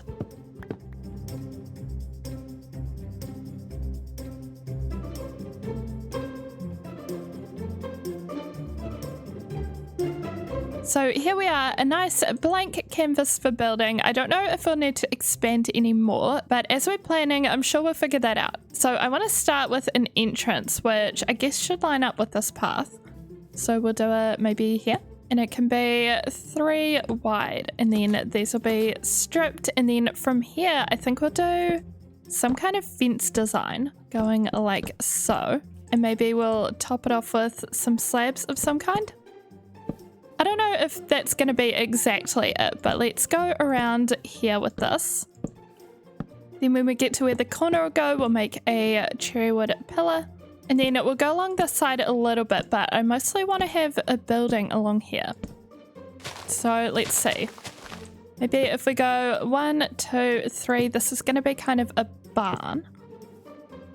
So we could have some horses in here, but it's also going to be for horsey storage, like hay bales. Then maybe the fence will continue a little bit and then we'll reach the stables. Then the stables design will be really easy to plan because it'll just be different horse pens all lining this area. So how many is that? 1, 2, 3. We'll do at least one more. And then make the last section of the fence. So this is what we've got so far. When we come in the entrance, we'll have a big outdoor area for the horses, maybe with a little track and some little jumps and things for them. Then we'll have the barn on the right and the stables in front of us. Starting with the stables though, I think we will do pink pillars, but I'm actually keen to replace these bottom ones with barrels like this. And same for the back. Then from here, we'll do the pink.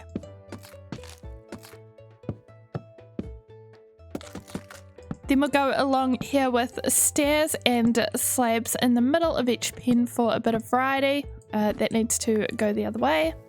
And we'll turn this into an A-frame roof and embed some windows and a little tower in it for variety.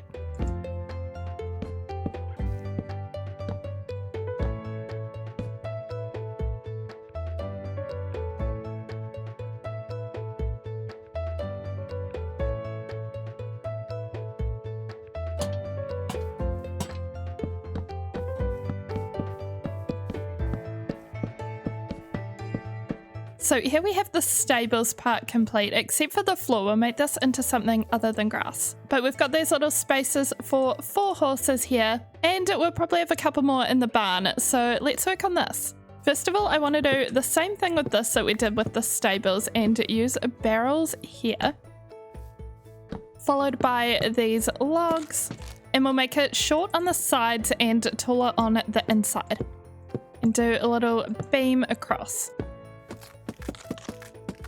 Now let's work on the roof shape. We're going to use dark oak for the trim again, and I want this to be kind of steep. We want a bit of contrast so the build looks pretty different from the stables.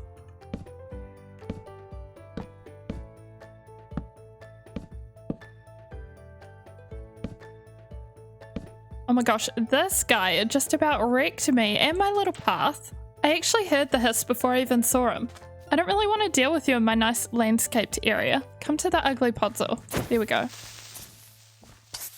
Anyway, I hate how they're green. I swear he just blended in with all the grass. But with our roof outline in, I was thinking for this one we should do a little roof gradient. So going off what we've done on some of the other buildings, we've got purple and then cherry logs and pink glazed terracotta, so we can do something like this. I think this looks good, but we're bordering on not quite having enough of this, so let's collect a little bit more.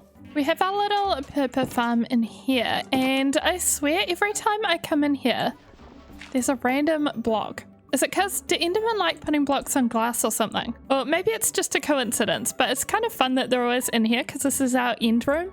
But anyway, let's go down to our chorus fruit, and then we can do a little collect and replant. And after smelting that up, we can work on the roof. So now this is basically the barn. I also forgot to mention before, I moved this fence out by a few blocks because I wanted this area to be a little bit bigger. But we just need to add a few final decorations and interior bits to this. So I want this to be blocked off as just a whole another level.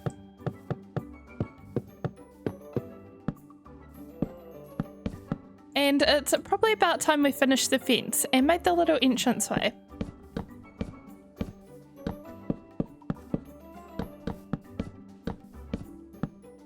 For this, we'll do a simple little archway with a dark oak little roof over it.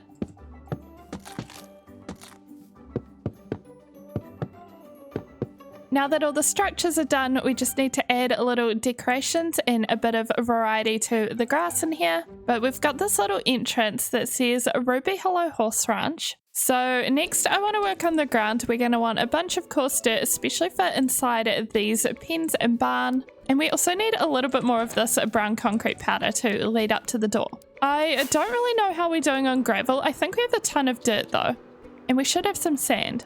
Oh, and of course for the brown concrete powder, we're going to need some more brown dye. The setup is so below average. I was thinking we should maybe make a cute cocoa bean farm somewhere. I've yet to Google it, but I wonder if you can automate them as well. We've got 42 cocoa beans and plenty of sand and gravel and dirt for what we need.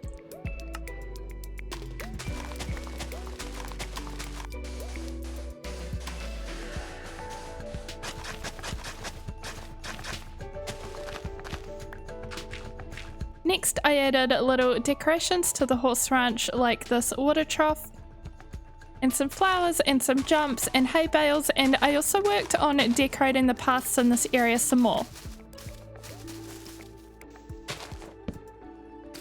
I feel like sometimes it's really hard to fit in working on all these paths and decorations because it doesn't really fit into the episode, but we did it. So the path leading to the horse ranch is now complete, and it also branches off properly in this direction to the sniffer sanctuary. And we've got all these little banner decorations and signposts and things. And the ranch itself is complete. We just need to get the horses. So if we go into free cam, this is how it's looking. We've got a track going around the outside so we can ride the horses around, but we've also got these hurdles for them in the middle. This one's a little higher to test their jumping ability. And then we have a water trough. We've got some random barrels and pots and carrots because the horses like carrots. And same kind of situation in the barn here. There's pens either side and then some more of this. So we're going to want saddles. I presume we have some. Yes, we have 6, which is perfect. There's 4 horses around here, and then I thought we'd get a couple more. But let's start with the nearby horses that we saw earlier. Oh, there's one right here. Despite having been in this world for over 1,000 days, I've never tamed this horse. Oh my gosh, I also forgot about the armor slot. We can see if we have any armor for them. Or we could use leather horse armor. You can make that, right? Or at least you can dye it different colors.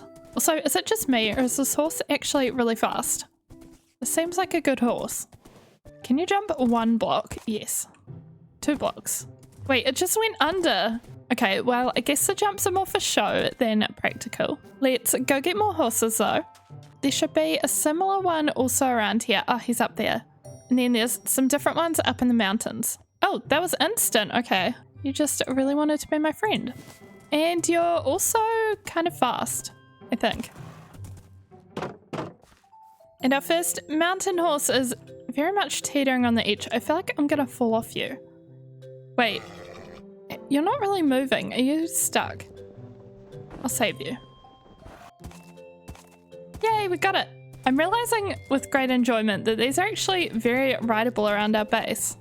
And we've got the 4th one.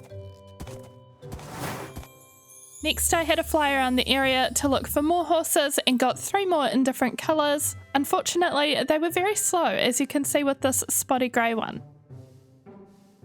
So I've left 3 of them out in this area because I think they look nice roaming around, and we've got 4 in each of these different pens. But I also have for each of them a different armour. So we've got diamond, we have gold, we've got iron, and then I have these 4 different leather colours. So a red, green, blue, and pink. This one's bugging out a little bit. What's going on there? And I was thinking we could name them all to a specific theme, but we'll need more name tags. Librarians sell name tags, right? 15, okay. Anyone do it cheaper? No. Well, we don't actually have enough for 7 name tags right now. We'll tag 3 in this moment then, and then the others will be named in spirit until we get more name tags. But because we've got all of these different coloured horse armors, I thought our theme for naming them could be gemstones. So really obvious one, diamond. Then for the light green one, we'll go peridot. For the gold armor, we'll go citrine, which is a kind of yellow gold colour. So we have diamond and peridot. This is definitely giving Steven Universe. Citrine. Then obviously the red is going to have to be ruby. I was thinking light blue could be sapphire. The pink is a bit harder. I was thinking maybe spirel. And then we're left with this iron one. Iron is not a gemstone. And I don't know what gemstones are white or greyish. So I'll let you guys give me ideas for that. Hopefully with all our heads together we can think of something. But that is our completed Ruby Hollow horse ranch of gemstone horses. That'll be all for today. So leave a like if you enjoyed and I will see you in the next one. Welcome to Ruby Hollow, our 1500 day Minecraft world. We've been building here in this cherry grove and we've been using brown concrete powder for our paths, as you can see here. But this whole time we really haven't had a nice setup for brown dye. Here we are, this is our brown dye factory. If you can call it that, which you really can't because it's 2 tree stumps. So today I want to make it less ugly and also more good. Basically I want to semi-automate it and put it in a building. So this is going to be a redstone project, and for redstone projects we need, well, redstone, which we also don't have a steady supply of 32 and 9. That actually may not be enough, so let's start today with mining. Google says redstone is distributed evenly between levels 15 and -74. So it can kind of take our pick. If we go down the bottom we could get diamonds, but if we go to level 15 we won't have to deal with deep slate. Oh, I think we're around about 15. This is awkward. I'm gonna start mining here because maybe we'll encounter some coal as well, which is always useful. I hear skeletons very close, but I think I just saw, oh, that's not redstone, that's rubies. I still want them though. Actually, we should also get gravel whenever we see it because that's another block we use for our paths. Because concrete powder is gravel and sand and dye.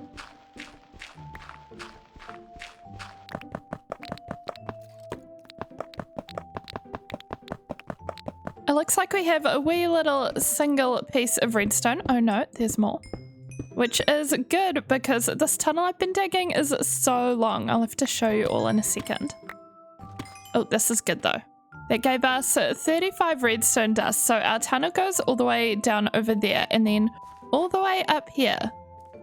And it keeps going and going and going until the end of render distance, and we didn't find any redstone, and I even mined out these little holes every now and then. Oh yeah, we even found a diamond somewhere up here. I don't know how rare these are anymore, but I haven't seen one since the update, I don't think. But I also don't go caving, so maybe that's why. But we're going to keep it as an ore. Oh, there's another one. Oh, there's 2. Always pays to do a bit of digging around. Okay, well, I wouldn't say that was a successful mission because it took us so long. And we only have 35 redstone, but also I'm over mining. We have enough for our project, so we are leaving. I don't know why I'm doing this in here, but this is always satisfying when you get to break a bunch of ore. I didn't realize we had quite this much, so we should have probably done this outside. And fortune time. We do have some good villager trades for lanterns and things, but more iron is always useful.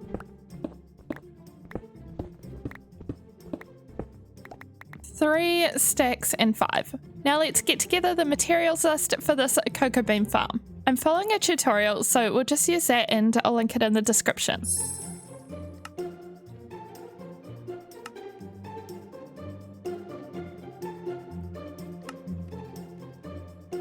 I feel like auto farms really suit being built into the mountains, so we can do it somewhere over here.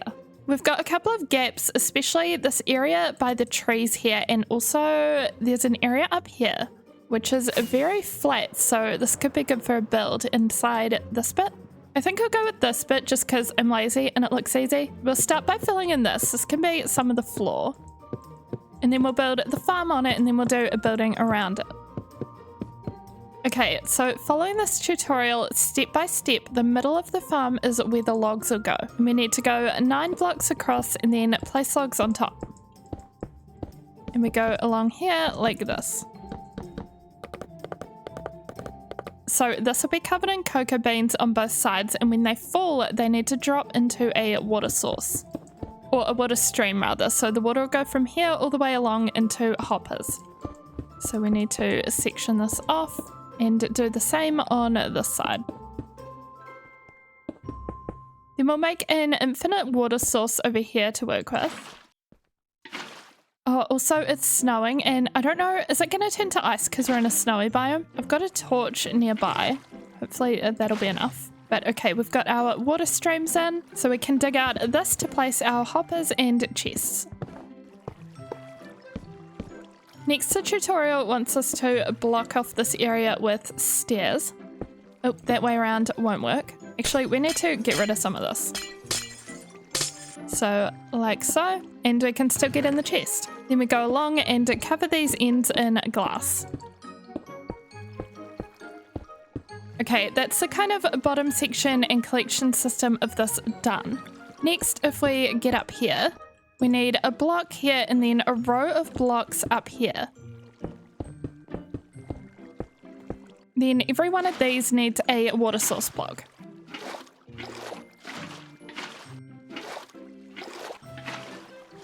Then we just need to add pistons on each side facing down and redstone dust in between them. Let's give this a go. Hopefully it works. Yes, it does. Okay. So the water is what will make the cocoa beans drop. So we can put them here now to grow. And that is the farm. It is just semi-automatic, but if we get some bone meal, we can grow the beans and test it properly. So let's grab some of that from our Skelly farm. Here we are. We should have a bit. That'll be a plenty.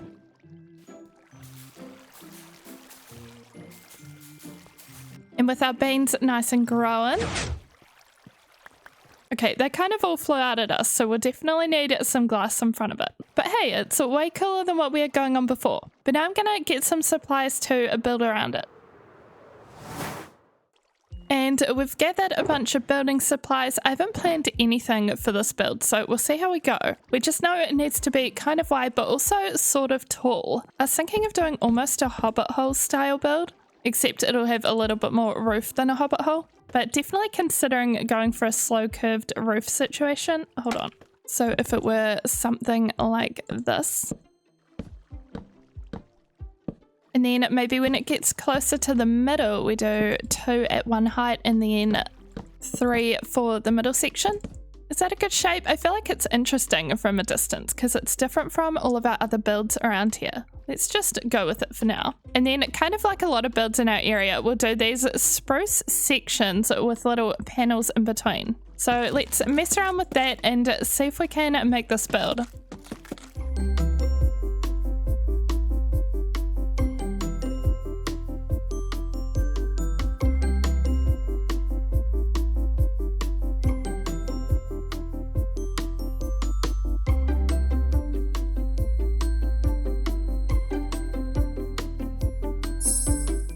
So this is how the farm is looking. I think it's looking cute. We just need to work on this little outside area. I've done a little bit with the inside. Oh wait, we still haven't put glass in. Hold on. So we still need to be able to access this, but if we put glass like so. Is this gonna be good enough? I don't know. Why don't we try it?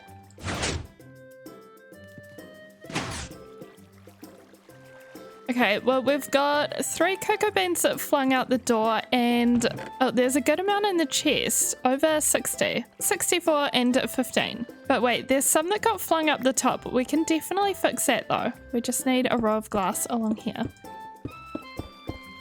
Now it should have about a 99% success rate. But our other chest had a stack and a half in it, so we are swimming in brown dye. Look at this. It's so funny how 3 of them have completely grown and the rest have not grown at all. So odd, but next I want to do something with this area out here. I think I just want to put in a little bit of grass and we'll let it spread to dirt. And maybe we'll add a couple of fences. Yeah, that's kind of nice. It's like it prevents you from falling off. Then we're left with a bit of a gap in this area below. I wonder if it'd benefit from a little platform with a cherry tree. I don't know if it'd be too much, but we can give it a try.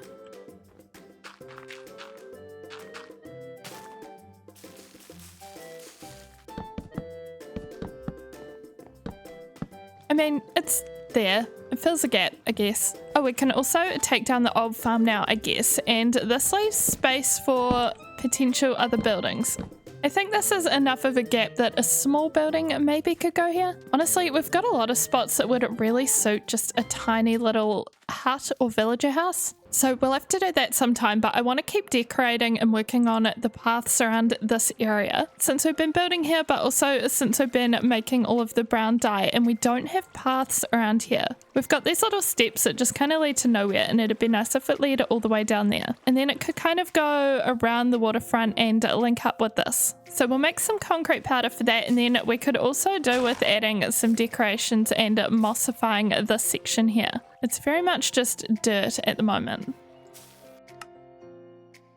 So we'll dig up this little section around here and add in our coarse dirt and concrete powder. We'll also add in this area a couple of our big flowers that we make out of terracotta. It's kind of one of the little motifs for Ruby Hollow at this point. Okay, so now we've got a couple of these flowers and our path goes all the way around here.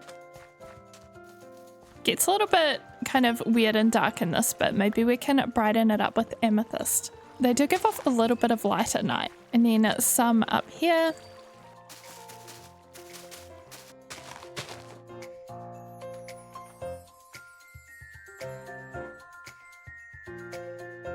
Honestly, I don't even know if anyone but me would even notice all these little changes, but they definitely add up. So I'm going to continue doing small changes, mostly off camera, but occasionally on camera, such as more of these terracotta flowers. But that will be all for today, so leave a like if you enjoyed this, and I will see you in the next one. Over 1 year ago, I started Ruby Hollow, a cozy Let's Play world with lore built into the episodes, and we built up this cherry grove kingdom in 1,500 days. Now that we're bringing this world to an end, I thought I could do a tour of everything I've built in this magical cherry grove. We'll start over here and do the tour roughly in order of builds so that we can kind of talk about the little bits of lore as we go. It's not much, it's just kind of light lore, but this is what started it all. I found this book here which I secretly placed, it's not a mod, and we learned from it that this place is called Ruby Hollow and we decided to set up here. So that is what we did. If we come over here and up the stairs, we began with a humble starter house. So here we are, this was our episode 1 starter house. It's got our bedroom on this side and an enchanting setup on this side, and we had storage down the bottom, but this is kind of the vibe.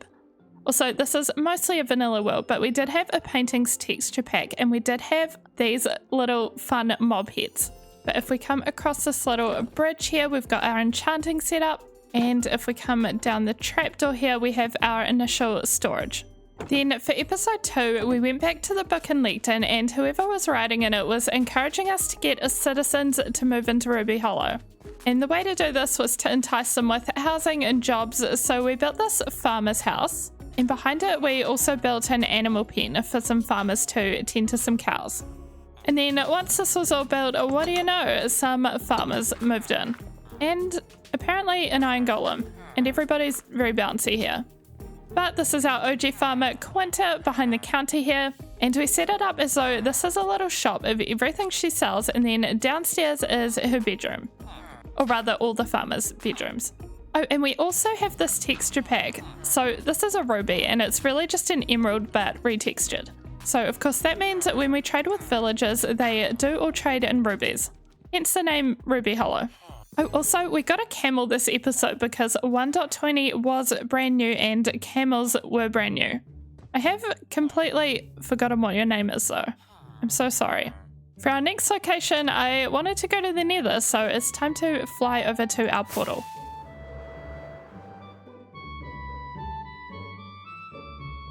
This is nothing super exciting, but it is on a cute little island which was originally a flower forest island, which I think is adorable.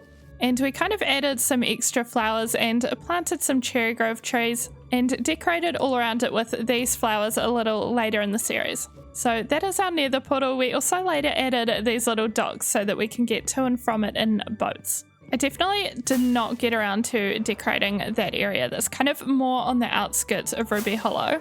But I didn't want anything coming through the nether portal and getting to our new citizens. But back up in this area, we have a blacksmith's which we made over here. But the blacksmith was another build to attract citizens, and that is what it did. So we should have 2 or 3 villagers in here. And Angus sells diamond tools and the other one sells diamond armor. So, oh, Ginny, that's your name. These 2 are very useful to trade with. But coming out of the blacksmiths, we ended up pathing quite far away. We're skipping over this and this for now. But next up, if we go to the very outskirts of Ruby Hollow, we end up at our Sniffer Sanctuary, which was another mob that was brand new to the game. We've got our little sniffer pots at the entrance. And here are our sniffer boys. There's 4 of them. We've got this little area for growing their crops and some shelter for them in here. I think this is also like food storage. Yeah. Not that they actually eat hay, but we can pretend. I think we named 2 of them. The original parents are Pickle and Poppy, chosen by you guys, I believe. From the Sniffer Sanctuary, if we fly back into the heart of Ruby Hollow, we can see what we did in episode 6. So I might go into free cam to get a good bird's eye view of it, but we made this lake. This was originally not here at all. What we did have is this little waterfall coming out of the side, but I ended up turning this all into a lake, basically because it was in this kind of shape where it goes down into a little valley, and this was a sunflower plains, which meant the grass color was a bit different, and I did want to focus on Ruby Hollow being in a cherry grove, not so much in a sunflower plains. And of course, none of these buildings were here at the time, but I did have the idea to build buildings all around the lake. And we did start with this little one down here, this little cave. There's a view of it from over here. It's kind of like a hobbit hole with just a balcony in front of it, I guess. But this point in the series is where we introduced the occasional modded villager profession. So we went and had a look at the mysterious book in LinkedIn, and it said that there's some types of citizens that we may not know of yet. And it said that if we build a dark and magical cave, then we might have one move in. And so we did. I forgot what this guy is called. He sells kind of magical things, so I guess he's some kind of like mage or alchemist. But we got a lot of candles and amethyst crystals off of him. And I made the floor into kind of like a little geode. But after completing our magical cave and lake, the next episode I really wanted to work on a lakeside building. So we have the fisherman's house. Let's just swim over there.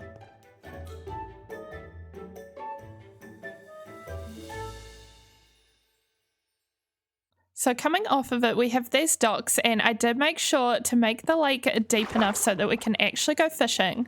I'm pretty sure it needs to be, is it 4x4 or 5x5 to get treasure, but this area definitely fits that. And if we come inside, we have 2 little fisherman dudes.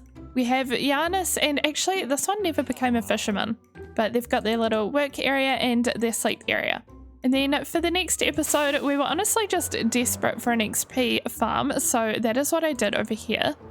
So this is kind of between our starter house and the farmer's house from earlier. We've got this little path branching off, and it says Skeleton Temple on this little gazebo, and we've got a water elevator that goes up and down, so we can go down here. And I actually love this XP farm. I think it's my favorite one I've ever made.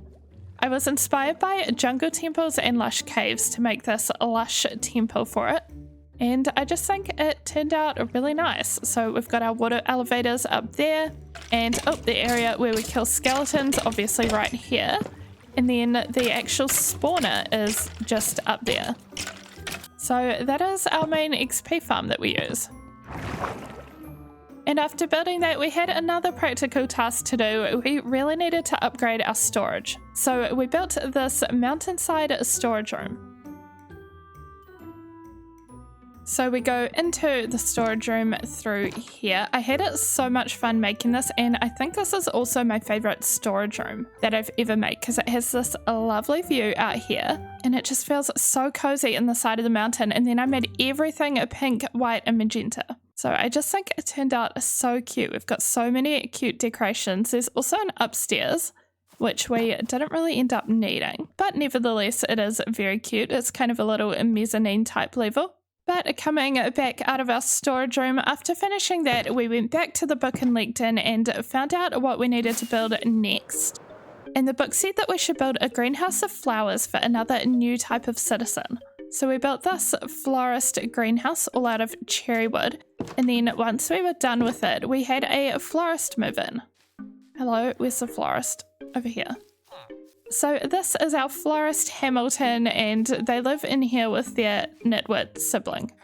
Then after building this greenhouse for episode 11, I decided I really wanted to know who was writing to us in the book. So I went around quizzing all of our villagers on it, and one of them told us that a cartographer might know more about these lands than they do. So we needed to build a house for a cartographer to come live in so we could ask them who might be writing in the book. I kind of love our cartographer's house. I really like the jungle wood mixed in with the cherry.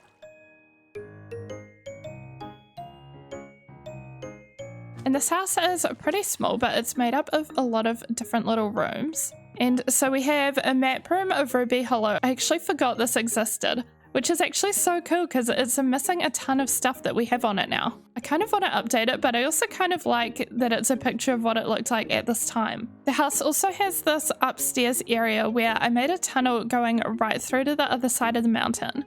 And when it came Halloween, we got this skeleton pumpkin guy in a boat. Ow. But this was just kind of a quicker way to get to the side of the mountain, especially since we didn't have wings yet.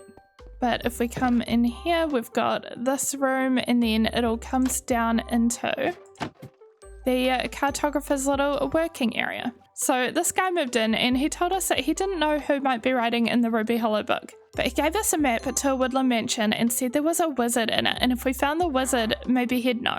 So that is when we went off and defeated a woodland mansion and found the wizard, who we actually used an evoker for that. And we built the wizard this inn to come and stay at.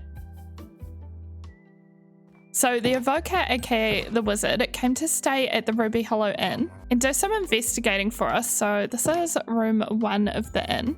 And unfortunately, to get him cooperating, we did have to use a command. So off camera, I summoned this guy in with no AI. So he makes a much better wizard than if he was attacking us. But I'm pretty sure other than this guy, I wasn't using commands. I did want to make this a real survival let's play.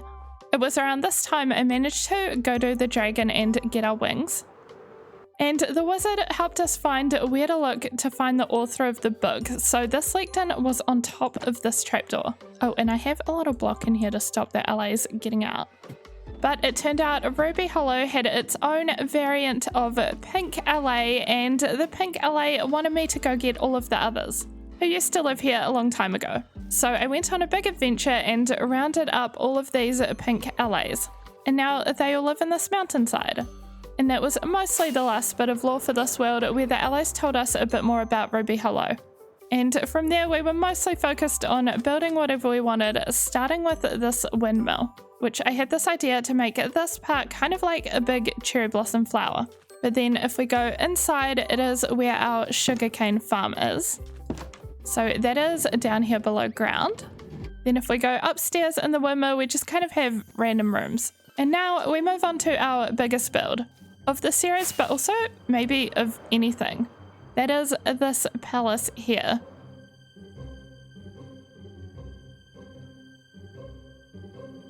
This episode with this build, it took me 2 weeks to make instead of my usual 1 week, but it was totally worth it. I love the block palette and how it all came out, but this is a palace for my librarian villagers. So this is the main area. We've got our receptionist Rita, and then if we go off to our left, we have all of our librarian villagers that we needed. The rest of the palace we can have a look around, but it is basically just decorative. There's not a lot else going on. We've got this big balcony out here. Then we can go through into this room and down. And this staircase leads to the villagers' kind of sleeping quarters. And then back upstairs again, we've got this random little room, which is kind of like a studying room. I'm pretty sure at this point we also hit 1,000 days in Minecraft. But next, because I was using a fair bit of purple, you can see it in the roof of this building behind me. We had a purple area just ugly growing at the back of Ruby Hollow, so I decided to make an actual cute farm for it. So we are back over by our starter house, and if we come under here and turn to the left, this is our purple farm. Or rather, I always call it that, but it's more of a chorus fruit farm to make purple with. But we have this area of it all growing underneath us, and I chose to display the egg and dragon head here as well. and some other end things. We've got a bottle of dragon's breath and is it the eye? Yes, the eye armor trim. But very on theme, Endermen seem to really like this building as well. So they'd be placing blocks, but the entrance to this is just down here. And we've just got a modest amount of chorus fruit growing. Then after setting that up, I decided to make a beacon out of rubies, which basically means it's an emerald beacon because we have a ruby texture pack on, but I made it up over here. So this is our ruby beacon. It's just blocks of emeralds, but they're retextured as rubies. And I wanted it to still look like a beacon, but also look quite overgrown. So this is what we ended up with. In the same episode, we came back to the mountains area and built a creeper farm, which is this building over here. So if we come up along here, this leads straight to the area where the creepers fall. And let's see how it's doing. It doesn't overperform, but it is an AFK farm, which is handy, and it has been enough gunpowder for just me. So it's fine, it works. In the next episode, I decided to make 2 cool mining areas. So first we have this section. And let me just free cam. This is not a real mining area because it's up in the mountains, but we had this overhang just naturally here. So it was already kind of like a little cave and I wanted to build into it. So I thought something like this would be perfect for here. And we added a couple of stonemasons as well.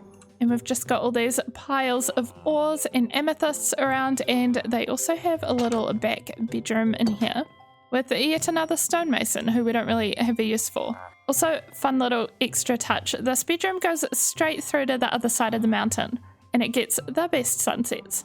But then if we come back out here and down, the other mining area is our more practical mines entrance. And that is over here, a big hole here. This hole was another natural occurrence. It was just kind of here, but it did not look pretty or lush. It was just a bunch of stone and then there was a bunch of lava at the bottom as well. So we cleared all that up and turned it into kind of like a lush cave with a bunch of moss, and we put an amethyst geode in, and then we have these platforms that we can walk around. But I really enjoyed doing these 2 little mining areas.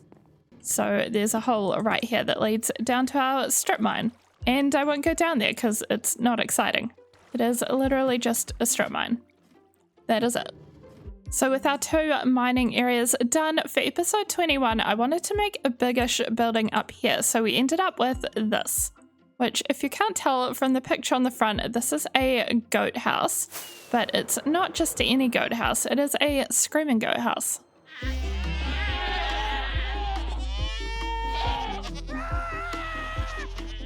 So this is the inside. It's very loud in here, and if I stop moving, the goats immediately headbutt me. So I don't love being in here. Let's leave. Next, we ended up building this cute little potion house, and I had a go at automating potions as well. We have Nagi in here, our cleric villager, and we have this automatic potion setup where we can get a fire resistance potions from. There's also this little upstairs, which is Nagi's little bedroom. For episode 23, past the potions house, we went back down to this little lake area where we have our nether portal. And we basically just made these docks that go around the side of the island, and we made a little cave so that if we hop in a boat and row over to the cave, there's a water elevator that can take us up to the top of the hill and back into Ruby Hollow. But here is the cave. It's kind of like a piratey but fairy core kind of vibe, and we had this modded diver villager move in here. Then if we go up the water elevator, we end up in this little safe house. So the idea was if we come out of the nether, we can go straight here and sleep. It's just like a little cottage from the front. But after working on this area a little bit, I wanted to keep going. So we ended up making these flowers, which we have 3 of them dotted around. And then I made this cherry blossom ship we have here, which I really like how it came out. It was just purely decorative, something to kind of fill the lake with, but I wanted to make the masts out of cherry blossom leaves. It also has a little interior down here, which is basically just beds.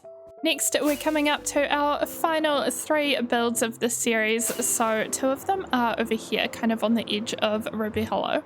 And this one is our pottery museum. This museum always has spider sounds for some reason. I think we must have accidentally made a spider farm down here. But other than that, it's a very nice spot with all of the pottery sherds from 1.20 on it.